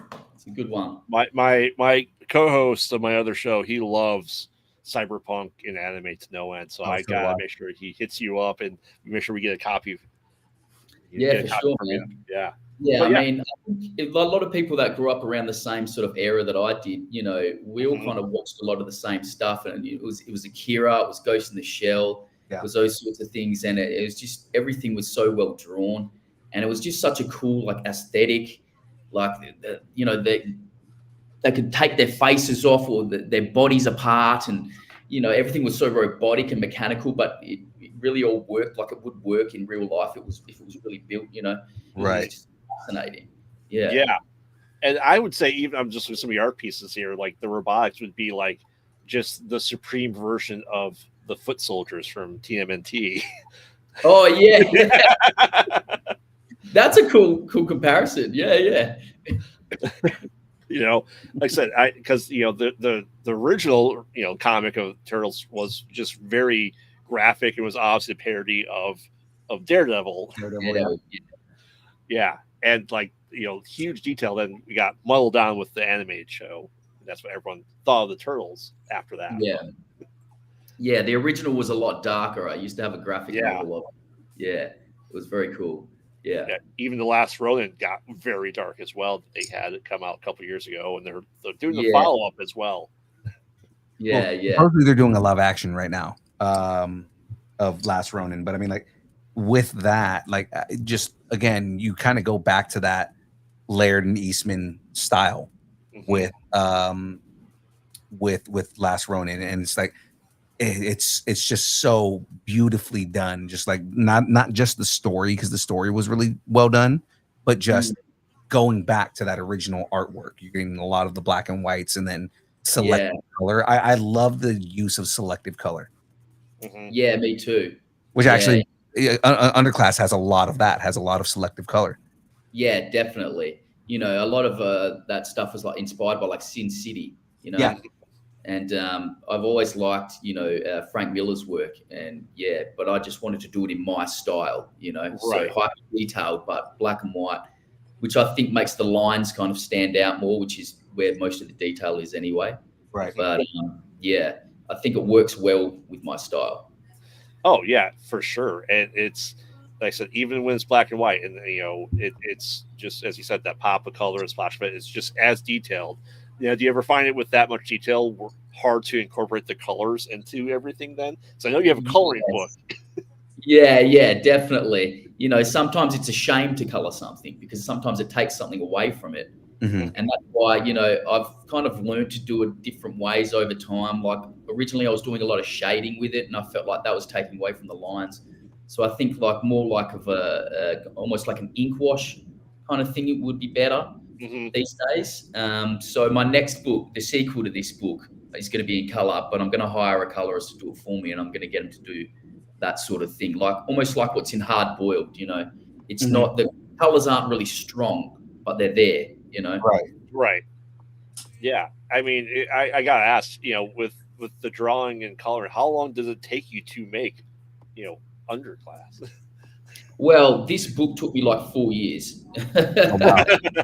Yeah, but I was doing it in my spare time, but also there was a lot of editing after the fact. Like I finished it and then I went back and started adding more stuff into the backgrounds because as my art style was evolving, I was going, I'm looking back at old pieces going, I could put more in there. Why not? Yeah. And I mean, as a creative, you're always your worst critic. So, I mean, you're always going to go back and look at like, oh, I can do this better. I can do this a different way, things like that. So, yeah, I understand that 100%. Yeah. It can be frustrating sometimes because you can start to obsess over things. Right. And at a certain point, you just got to go, that's it. You got to tell yourself, I'm done. Yep. I'm not going there. That's it. I have to move on to the next project. Yeah, it helps you move on when you have something else to focus on. Then you can really forget about it. Right. Now, do you have the income? I don't know how long is Underclass going to be when it's all said and done. How many issues? Well, this is a complete graphic novel. Okay. So this series is called the Requiem for the Lost series. So this is the first in a series of graphic novels. Okay. Yeah. So in this book, it's 4 short stories, kind of like Sin City. Mm-hmm. So it's almost like 4 issues of a comic because it's 80 pages. But yeah, eventually the next right now I've planned 2 more graphic novels, and I've already started the next one. I've already started the line work on the next one, and the next one's like 150 pages. Oh, so wow. It's a little big book. Yeah. But I'm a lot faster at it now since this was really a learning experience creating this one. Mm-hmm. So now I know all the tricks. I know how to do things. I know how to do things better and faster. It won't take as long as other things don't get in the way. Right. I mean, so with your artwork, with the blank pages you had before you colored, is that kind of what inspired you to create the coloring book that you have as well? Well, that was my editor's idea. Okay. Because the way I found Wild North Comics is they were running an art competition and a comic book competition. So I submitted to both of those and I won both of them. I was like, oh, okay. I didn't think it would be fair for me to win both, but I guess that's cool. So then they said, we'll agree to publish your comic. And, we looked through all your artwork on your Instagram and why don't we publish an art book as well? And I was like, oh, okay, that's awesome. That's more than I expected. And then they kept looking and they said, you've got such like detailed line work here as well. Why don't we take the color away and create a coloring book too? And I was like, that's a brilliant idea. Why didn't I think of that? Yeah, but basically we're just going to publish 3 books for you. I'm like, awesome. Yeah. Pretty cool. I mean, have you been able to see anyone that's gotten color book and see how they color in your work versus how you did it, just to see like a compare and contrast? I think I saw one person on Instagram give it a go. Yeah. But you don't have to do it the same way I did it. That's what's great about it. Mm-hmm. Right. Use any color you want.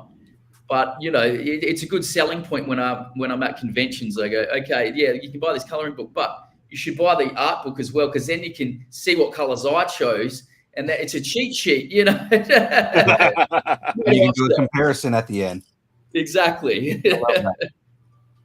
Yeah, it's the most detailed coloring book I've ever seen. Thank you. That's a huge compliment. Yeah, I mean, we call it the hardcore coloring book. The most extreme coloring book you'll ever see. That's a good selling point too. It is. I mean, the artwork is really good, man. I mean, it is really good. Thanks, man. Yeah, appreciate it. I would almost have to get 2. One to leave as is, and then one for my untalented ass to try to color. Oh, what you're doing the comic book thing? One to read and one to yes. collect. Yeah, exactly. Want to keep it mid condition. Yeah.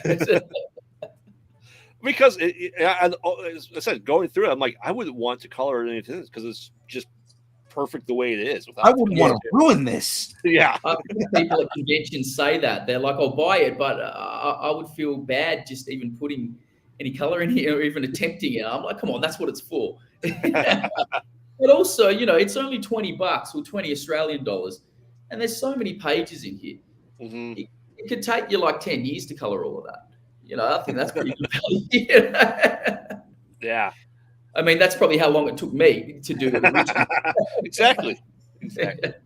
Now, are you more of a traditional pencil and paper colorist, or do you kind of do things more digital, or it's kind of like a combination with your artwork and everything that you do? I do everything digital now. I used to, obviously, I started when I was learning, like everyone started with a pencil. And it just, it was just a pain because you have to go back and ink everything, which means you have to basically do everything twice. And then, I mean, my plan was always to color things digitally, but I didn't really have this skill set back then. But when I went to school to learn art and graphic design, they taught me that sort of thing. And then a lot of just, learning myself just through like YouTube tutorials and things like that definitely helped. Yeah. So coloring obviously makes everything so much easier digitally because you have layers, you just have a line layer and then you have the color layer, the flat color, and then you put in the shading and another layer and the lighting on another layer, Once you figure it out, you've done it a couple of times, you know the routine and you know how to do it. And yeah, it's just something you never really forget, Yeah. And I get that. I think most people that we've talked to have gone digital for that. And I don't know if we'll ever see that come back to pencil and paper. We may. I'm sure it's going to be a retro thing at some point in time. So I can tell you, I know Lawrence Iriarte, for as much as he still does digital for a lot of work, he still does a lot of hand drawings. Especially like when he's worked for I guess we can call him Big Three if you include Image, but I mean like he's done work for Image, DC, and Marvel, and a lot of work that he does, especially with like some of the newer books he's doing, he still does hand drawing. So it's kind of cool. And then he always every con that I see him at, he is always at the convention drawing something by hand so that he can give it away at the end of the show. It's pretty cool. That is cool. Yeah. I see a lot of people at conventions doing that as well. And I do like the traditional thing. I respect it because, you can only do it once. If you miss something, it's very hard to undo it, which means you got to be really good the first time around. But also, it makes it more valuable. You can sell the original, which can be worth a lot. And I don't really have originals. I have some of my old stuff that's originals, but it's not to the standard that the stuff that I do now. So I kind of wish sometimes that I would go back and do it traditionally, but it would just take too much time and it would frustrate the hell out of me, to be honest with you. Well, I'm always curious about that. Is like, are you one of the artists that like you're out in your normal life and they get inspired to do something? Or do you have that you have to pull out your phone and your tablet and start doing it digitally versus the pen and paper? I mean, I used to a lot. I used to, when I would be going to school or would be going to a job, I would take a train. So I would always take a notepad with me, like a little art pad, and I would just draw things, that I saw or things that gave me ideas that I saw while I was on the train, and, it was good to like people watch and draw people from different angles and stuff. That definitely helps. Yeah. That was another thing I noticed about your work is I have to ask, like, did you have any traditional schooling at any point? Your anatomy is really good. Yeah, well, I use a lot of references. I think references are really key because, it's the only way to make something really look right. But I take a lot of pictures of myself from different angles, and then I just change the features or change it into a girl or whatever the character is, Gotcha. Definitely. And with perspective as well. If you want the shot to be a high shot, you get your camera and you put it on a stand and put it up there, you put it down there, But yeah, I think just over time as well, you learn things, how to draw things better from different angles. Sometimes I don't need a reference for things, Mhm. but it always helps, you know. Yeah, Diego and then they're talking about we talked about before, like they were trying to get people. How do you make someone look like they're flying? Well, they were tying themselves to ropes and then taking pictures of that. Just Oh, yeah, Right. yeah, that's a tough one because you need the whole body, but nothing around it. Yeah. yeah. So like I said, it's like I said, talking to artists, stuff like that. But I gotta know, is Alva High kind of a root in your history? Was that your high school? No, but I probably draw a little bit from my childhood, a little bit more. Mhm. Everyone's had a school experience where they've been bullied. That's probably where it comes from. I try not to delve too deep into that. Maybe I should go to a therapist, but That is a lot of people's therapy is drawing comic books. So I mean, Yeah. yeah, well, it's a good way to get the anger out without hurting somebody. right. But yeah, I mean, the reason I called it Alva High was I've always been a skateboarder, so a lot of my art has a lot of skate culture influences in it. Hmm. So I named it after Tony Alva, which was one of the godfathers of skateboarding, Mm-hmm. extreme skateboarding. Yeah. And there's a whole chapter in the book that's just about skateboarding. It's about a skate race where there's traps throughout the school, and if you fall, you can die. So I think I mix a lot of things from my childhood in there. You know what I mean, and then my adolescence, I guess you would say. Mhm. But then just try to shock people. I'm always interested in the extreme, no matter where it comes from, whether it's in the artwork or the storytelling. I want it to be as in your face as possible. Hmm. And I see that. I think even with your colors that you use, it's very, very punk. Yeah, thanks, man. I'm glad that came through. I'm a punk myself, so I I was just gonna say, you're talking to a bunch of dudes who lived the punk lifestyle at one point Yeah. in their lives. Yeah, Oh, I did too, man. Yeah. I went through a lot of phases of wearing a lot of different types of clothes. I had a mohawk at one point. yeah. It's the punk aesthetics that I've always loved. Yeah, I still go to punk shows even though I'm 40. I'm not That's in the. awesome. I determined like 2 years ago I'm not in the pit anymore. Yeah. Some things I you am can't too do. old to be in the pit. Yeah,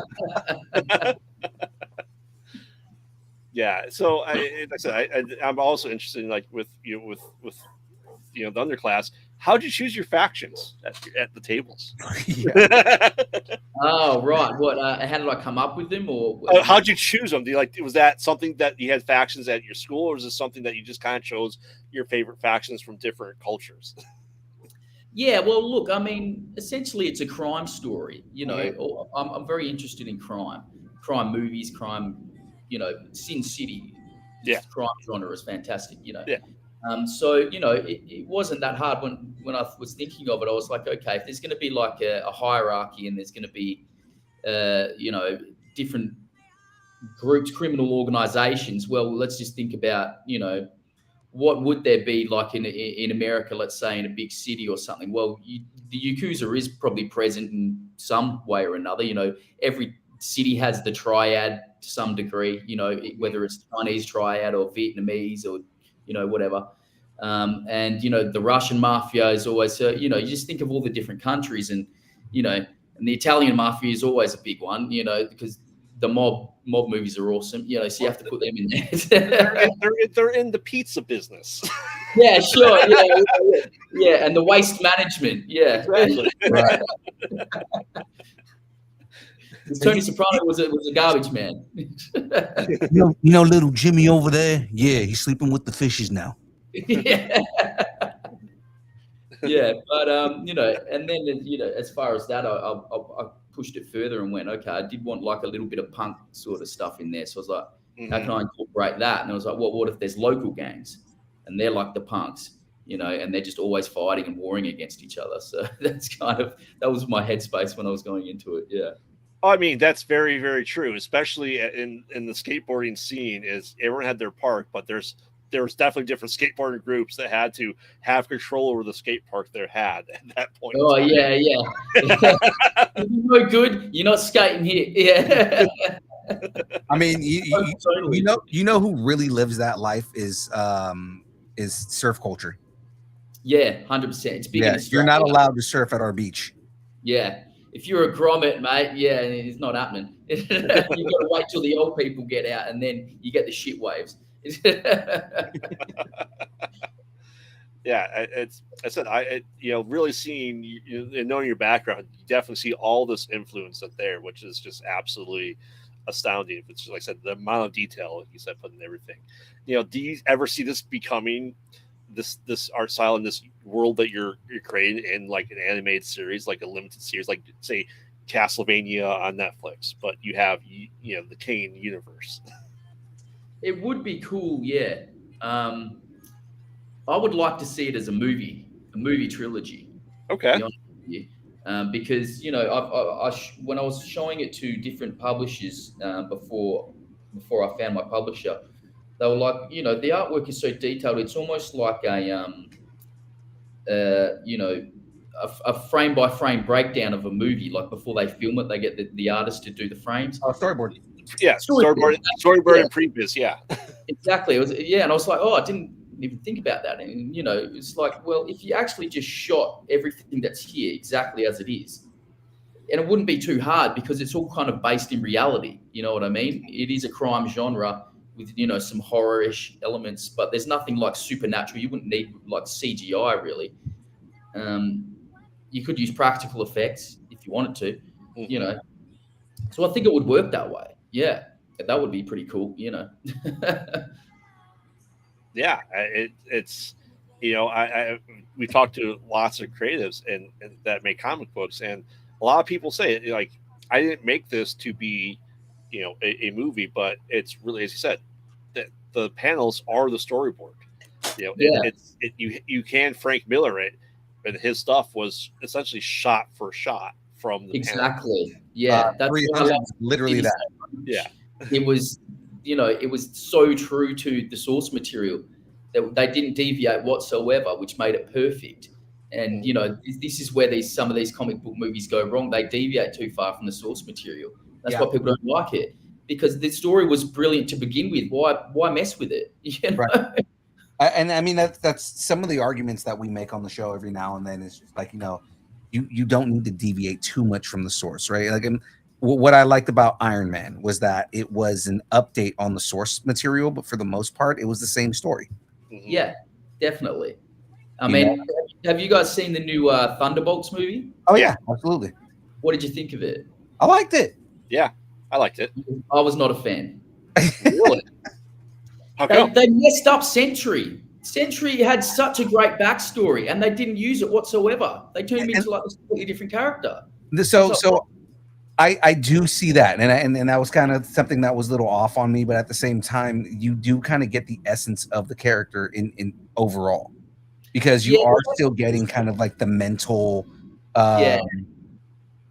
just how broken he is as a person. Yeah, look, there were elements of it that I liked, and that was one of them. And I liked, the way they did the void, and that was pretty cool. But still, I just still think that they should have stuck with the source material, man. That he was there all along, and they just had everyone's memories wiped of him. Exactly, and because he knew that he was the problem, Mm-hmm. Well, and, I mean, comics, it gets crazy where it eventually like he destroys like the entire universe, doesn't he? And then Hulk is the only one left. It's like, that's nuts. Like, that's awesome. The one thing that and I've been very vocal about it on this show, that what I wanted was, I wanted redemption for Taskmaster. My issue, I've always had an issue with this version of Taskmaster, not because they gender bended it. I don't care about that. It's that she wasn't the quippy kind of arrogant asshole that Tony Masters is. Mm-hmm. Right? Yeah. Tony Masters is arrogant. He is extreme, like he's Spider-Man level quippy. right? Yeah. But at the same time, he is just like, I am better than everyone. And you did not get that out of her in the first version of it. So I'm like, okay, you got the you guys got the cool aspect of her down where like, the photo memory and you can pretty much mimic everybody's fighting style. Okay, that's cool. But you didn't get the kind of anti-hero aesthetic out of him. And it's like, all right, that's fine. Well, next time we get Taskmaster, the whole idea was that you freed Antonia's mind from this kind of trance that she was in. So maybe she's going to be a little more quippy. She's going to be a little bit more funny and things like that. You get a glimpse of it. Spoilers for anybody who hasn't seen the movie yet, but it's been out for, it's damn near on Disney Plus. But like you get a glimpse of it and then they kill her off. And it's like, okay, I almost like that. The small little bit we got out of her was like, hey, get out of my way. And just like the arrogance that we got out of her and kind of the movements and everything was like, okay, this is going into the right direction, but they killed her off. We can't get a true redemption. So now where my argument has been is at some point, make it be that there is a Taskmaster program or a Taskmaster protocol or something that we can use in the multiverse where we get Tony Masters. That's a good idea. Because I want to see a redeemed version of Taskmaster. He's too good of a character to just blow off. Yeah, I know. It happened very quickly in the movie as well. It was like, well, that character's gone. Like, why did they even bother introducing him? Okay. And I kind of forgot about it very quickly. Like, well, I think Marvel's biggest thing is they nerf everyone. Yeah. Everyone. Yeah. Because we have yet to see the true ferocity of Hulk, that he gets bigger as he gets angrier. He doesn't. Right. World War Hulk, when when you get World Breaker Hulk and he takes a step and can destroy an entire planet. We haven't gotten that version of the Hulk yet. I mean, at the same time, we're getting a lot more inklings of Maestro, which I would love to see Maestro. Maestro is a horrifying alternate universe Hulk. He eats people, man. He's a cannibal that is ultra intelligent, but also like, because the whole point of him is that the Hulk takes over the entire body, but then gains sentience. So it's not Banner, the kind of how he is in Marvel right now. It's not Banner as the Hulk. It is the Hulk, but gaining intelligence, which is fucking scary. Yeah, that's awesome. I thought that was what they were going to do in Endgame, and then I saw it. I was like, "Oh, that's a different way to do it." Honestly, that was my hope for what if really was going to be, was all these heroes at their actual power level. They don't want to destroy the MCU live action, and I get that, but show the true powers in the dark form, in the what if style. I really think that's what the what if should have been. Not, yes, it's what if these, and that's the funness, but there should be another show of like the ultimate MCU. Yeah. There are a lot of characters in the MCU that are like way more powerful than you think they are. You know what I mean? Like, especially, like Cyclops. Like, people think, oh yeah, he just shoots a beam out of his. Well, he's actually really, really fucking strong too. Like, they have different levels of mutants, and some of them like mega, really, really, really good at abandoning his children. So I mean, like, there's that's been a running joke for a very long time now. I did a bracket of secondary mutations, and Scott Summers' secondary mutation is child abandonment. That is the Summers family legacy, because Corsair abandoned all of his kids.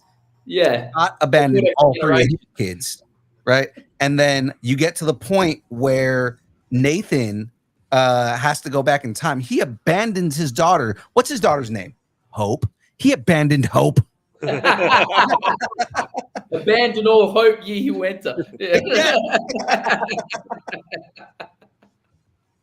Oh man, yeah. This is awesome though. But I Phil, I think we gotta get in some of these really hard questions you have. Oh yeah. Okay. All right. So I've got some of the hardest questions that you are ever going to be asked in your life. Are you ready for this? Oh, geez. Okay. I hope I'm ready. All right. So what is your favorite kind of taco? Taco. Ooh, I love a fish taco. As we all do. Yeah, probably fish taco. Yeah, although beef taco is pretty good. I mean, the last taco I had was a fish taco, and it was crispy fish, so that was pretty nice. Yeah, I might go with beef actually. I might go with beef. Yeah. Okay. There's a right answer, but at the same time, hard shell. Okay. I was gonna say there is a right answer, but I don't know. I don't know the extent of what you guys got going on in Australia when it comes to tacos. So it's like, yeah, it's got to be way different than what you guys get. Yeah. Right. Yeah. Because the right answer is al pastor. Again, don't know if you guys have that running around down there, but al pastor is a, or I guess another name for it is adobada, but it's it is a marinated pork. Oh, okay. Yeah, and that is the litmus test for every Hispanic that walks into any Mexican restaurant ever. So we will get al pastor, and if the al pastor is good, it means everything in that restaurant is going to be good. Oh, right. Okay, that's a good thing to know. Yeah, I mean, over here, most like Mexican stuff is it's fast food. You can't really. It's hard to find an actual Mexican restaurant because it's just not really Mexican people here, you know. But that's why you guys in America, like, you can get it probably on every corner, you know, which would be good. Oh yeah, literally every corner. There's at least 3. Oh, the best ones are that corner, that hole in the wall place. Oh yeah. Yeah, that's the other thing we say. Chinese food here, you know. Usually, the Chinese food is the stuff you don't. It looks like a shitty restaurant from the outside, but on the inside, you know the food's going to be good. The way we always put it is, the worse the neighborhood, the better the food. That's usually the rule of thumb when it comes to Mexican food. Yeah, because you know that it's made with love. Yeah, exactly. Families, they all work together. Yeah. So what's some advice that you might have for anybody trying to get into the industry that wants to get into either art or just comic books in general? Well, the best advice I ever got to do with creating comics was first figure out what you want to do, then figure out how to do it. What that means is don't change what you're doing halfway through because you can't figure out how to draw it. Stay with your original idea, and then no matter how long it takes, figure out how to draw it, because I guarantee you your original idea is probably the best. It's, you know, if you have an idea of an epic space, you know, Star Wars level thing, you're like, oh, but I don't know how to draw spaceships. We'll figure it out. You'll figure it out on the way. You know, there are a lot of resources. You can create 3D models. You can, you know, use references. That you'll figure it out. You know what I mean? And to do with just creating art in general, geez, probably just keep working into every piece of art you can. Like, even when you think it's done, you know, take a step back, maybe take a couple of days away from the piece, and then look at it again and go, okay, what can I add to it? Oh yeah. Because I guarantee you can always add more. There's always more you can do to it. And it doesn't have to be maximalist like my style is, but even like maybe a stroke that you've done with your brush, maybe you could have done it in more thicker way, or maybe you could have made it thinner. You can always go back and rework something. Even if it's traditional, you can erase it, or you can add paint over it, white paint, and then do it again. You know, that's the way I was taught anyway. I like it. That's pretty dope. Yeah. So who would win in a fight? All right. Frank, your character from Underclass, or Jimmy from the video game Bully? Oh, that's a good one. Well, at the start of the book, Jimmy would win. By the end of it, Frank would win. You know, he's almost like 2 different characters. He becomes a completely different person by the end of it. You know, I respect that answer. 100%. So what's next for you, man? As far as, I know you got the Kickstarter going and everything like that. You know, what's the next project or the next event that you have going on? So the Kickstarter ends in 8 days, I think. So right now, like I said before, I'm working on 3 covers I've been commissioned to do by my editor for another guy that's joining Wild North Comics, and he's got already 2 complete issues. And so I'm working on those covers now. After I'm done with that, I'll probably get back to finishing creating the second graphic novel of this series. And my next event I've got next weekend, I believe, next Sunday. Yeah, we've got Perth Comic Arts Festival here, and I'll be selling my books and all the books from Wild North Comics. So that should be fun. Is that the side you're on, and you're over by Perth? Yeah, I'm on the West Coast. Yeah. Nice. It's funny because I was like, the first thing that popped in my head was doing like a Comic-Con in Perth or something like that, and then you said it, and I'm like, okay. I live here.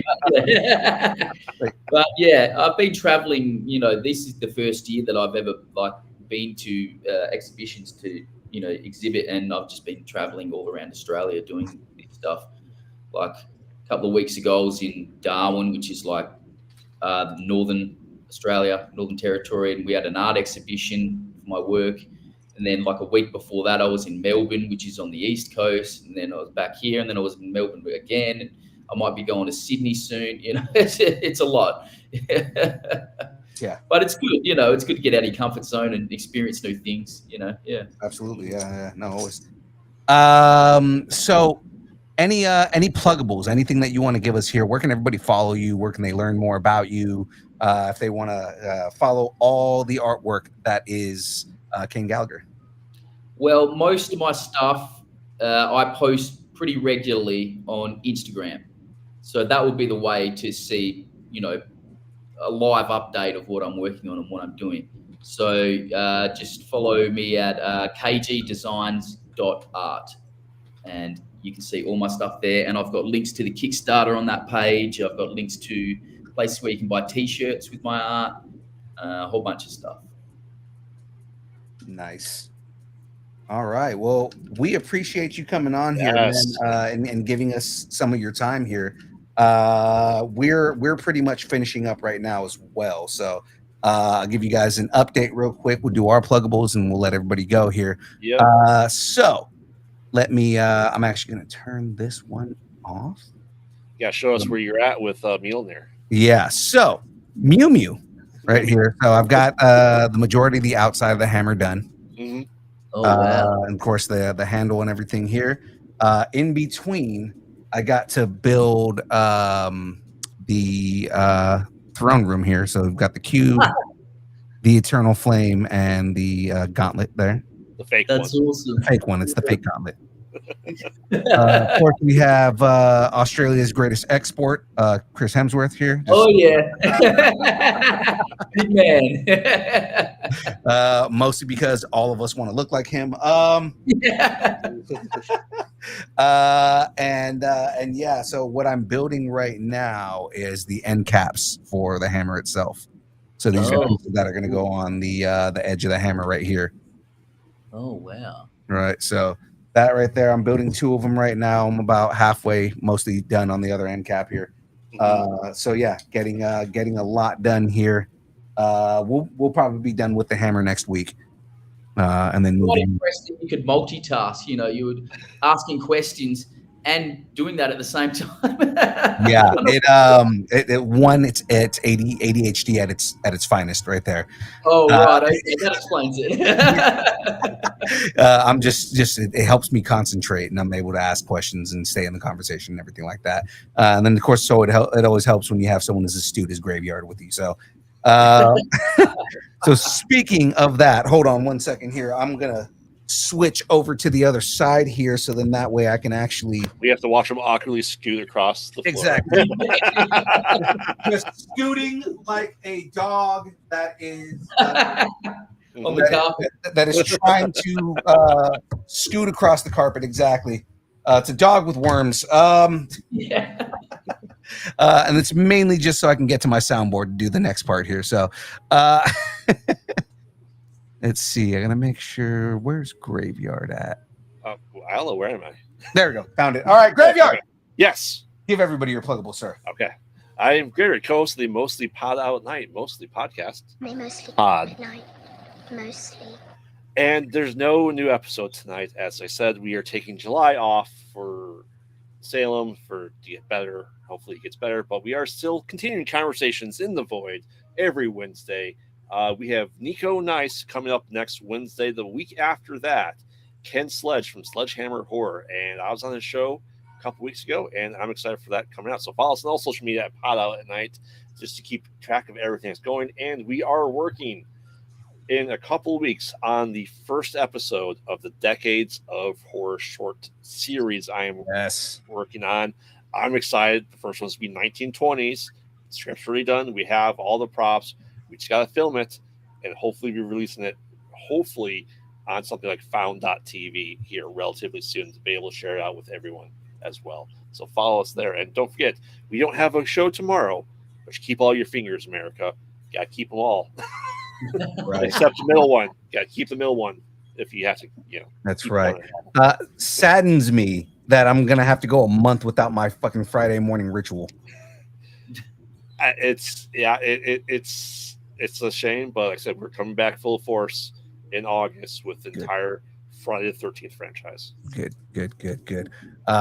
Ladies and gentlemen, you know who I am, your boy Young Phil, Distance Nerding. Of course, if you want to connect with us, best place to do it, Instagram, Facebook, Twitter. It's not X. I'm never going to call it X. It's always going to be Twitter. Twitch, TikTok, Threads, YouTube, Discord, Blue Sky, MySpace, Vine, GeoCities, Friendster, Second Life, AIM, Farmers Only, Christian Mingle, OnlyFans. It's only pictures of Aaron Watson's feet and mandals, the beard, Jamez's glasses, judging you for not buying all of our merch.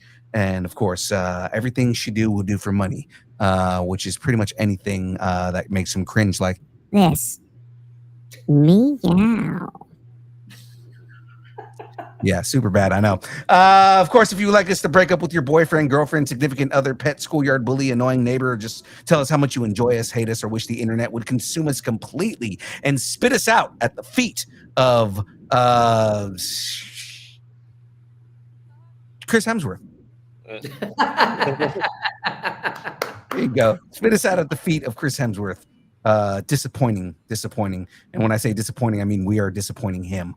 So you can send us an email at distincnerding@aol.com and we will read it live on air. So ladies and gentlemen, that is it from us. Again, I'd like to thank Kane Gallagher for coming and giving us some of his time in the crisp early morning at 12 o'clock in the future. Coming in the future. It's tomorrow. He is celebrating America Day already, so there you go. In Australia, nonetheless. Yeah, it's 4th of July here. Yes. Yeah, that's right. It's America Day in Australia right now. Meanwhile, everybody's yelling Straya. So there we go. Ladies and gentlemen, a last little bit here. Watch out for drop bears. That is it from us today. We appreciate everybody as always. Thanks. And keep nerding together. We will see everybody next week. Yes.